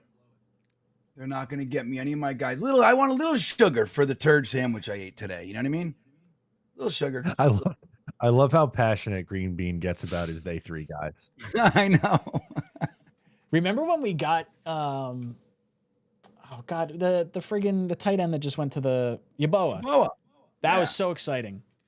That was the best. I remember like talking about Yeboah for like 2 rounds going into like the last part of the draft, and like we get the message, he got the highest signing bonus. We're like, let's go. Yeah, he was our This was the first free best agent. He draft. was like our priority. Yeah. Yeah. I maybe say, yeah. They're saying Skinner 6'5", 195. That's more that's like a little it. better. Yeah, 170, Yeah, 6'4". That's skinny. It's a skinny fella. I mean, that might have just been his like college football. Maybe he added weight since then. I'm not sure. Yeah, Yeboah's with the Lions, man. He's gonna be all right. Some might even say a star. If he balls out, it's gonna be love to frustrating see as it. hell to watch him do that. Yeah. Yeah, and fucking Ron Middleton. He's like, oh, he's just not ready. Hit it. There it is. He's not ready. Nazir All right. Stackhouse. Let's go. That's the guy. We get him. I'd be okay. Nice crop. Nice, to an A. nice guy. Skinner listed we'll at see. 203, says Jay Spector. Man, Oh, what he the keeps hell? going up, man. He keeps gaining weight. Yeah, this is great. I like that. Hang out here a little while longer. It'll be fucking 232. He could be our D tackle soon. Yeah, Right. might as well. There's no Tate. Oh yeah, Dean Clark. Did that kid, the 464-pounder, get taken? No. Let me see. They said he was too fat. They're like, dude, nobody's really gonna fucking put this guy out there. He'd be the heaviest player in the NFL right now. Yeah, do it. That was a large person. Oh geez, I never. Green Bean, you told me about this link and I never opened it up. Let me. That's all right.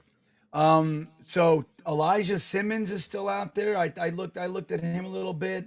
I like him. But Nazir Stackhouse is kind of the guy, I think. I'd love to come away with him. 327 pounds, 6'4". I like Malachi Moore just from watching a few highlights. Yeah, are you sharing it with us? I'm not on our page. You're not sharing it with us. I That's didn't all right. share it just because there's. I could Yeah, tell you. it's fine. It's fine. Let me see. All right. Yeah, we can go. What is this? This is a 8-hour stream now. We're good. We're watching. We got a little bit here. Boom! Strip that ball. Oh, out. okay. Let's watch Malachi Moore. Here we go. Boom. Oh, Take that. TFL.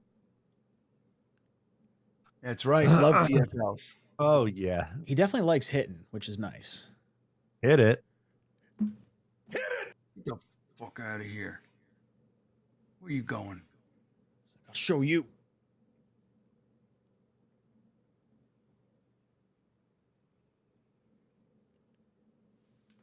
Oh, PBU. Yeah, he's a I big do C like dog. them going after SEC guys. Yeah, man. Me too. I'm with that. Jackson Dart shit his pants.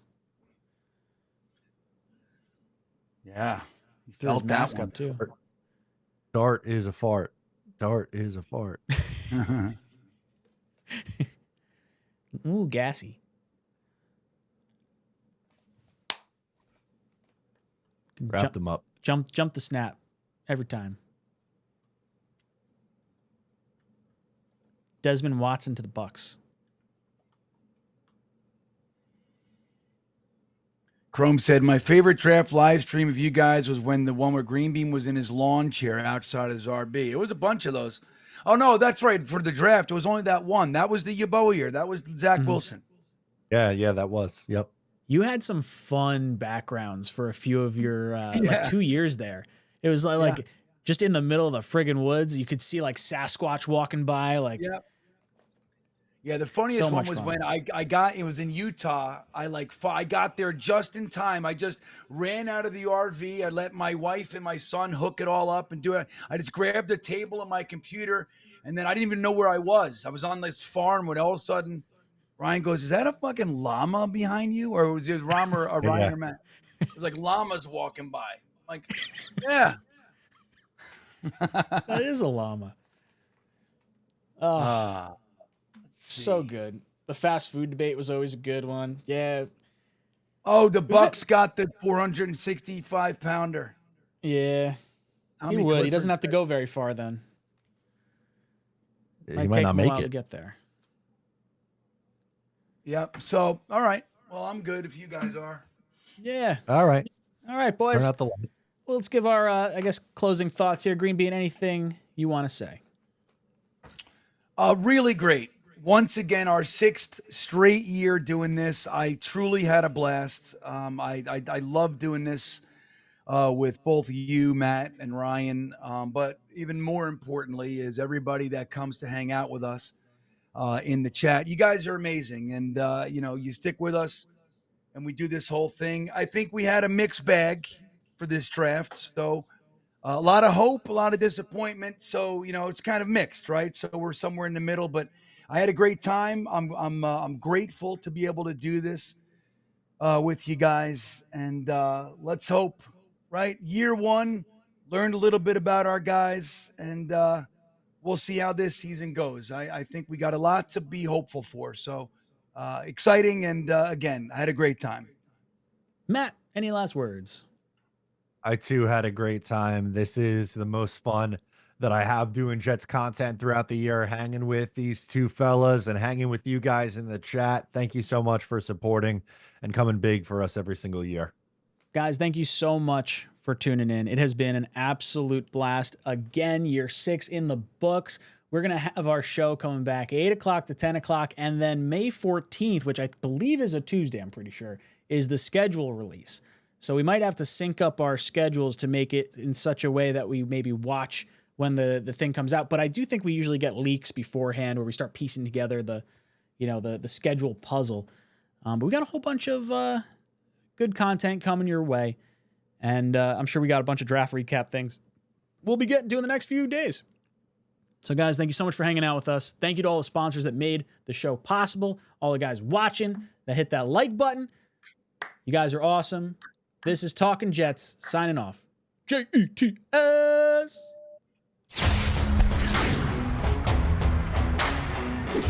Just go somewhere else. I can't take this nonsense anymore. How are you going to blame the defense?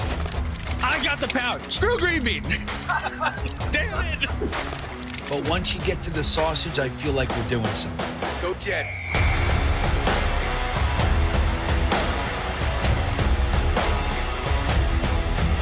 And that's the other part of this, is people are insanely jealous of this show. This show gets the best of the best, and it does it a different way, with positivity. He scores! Ow, my head! No, come on. What would you give up to see a Jets Super Bowl? All of my friends and family. Hit those milk thumbs, boys and girls. Freeze frame. Hold on to your underwear, ladies, and stand by, bitches. It's now time for Talkin' Jets with your hosts, Matt, Ryan, and Green Bean. Jets!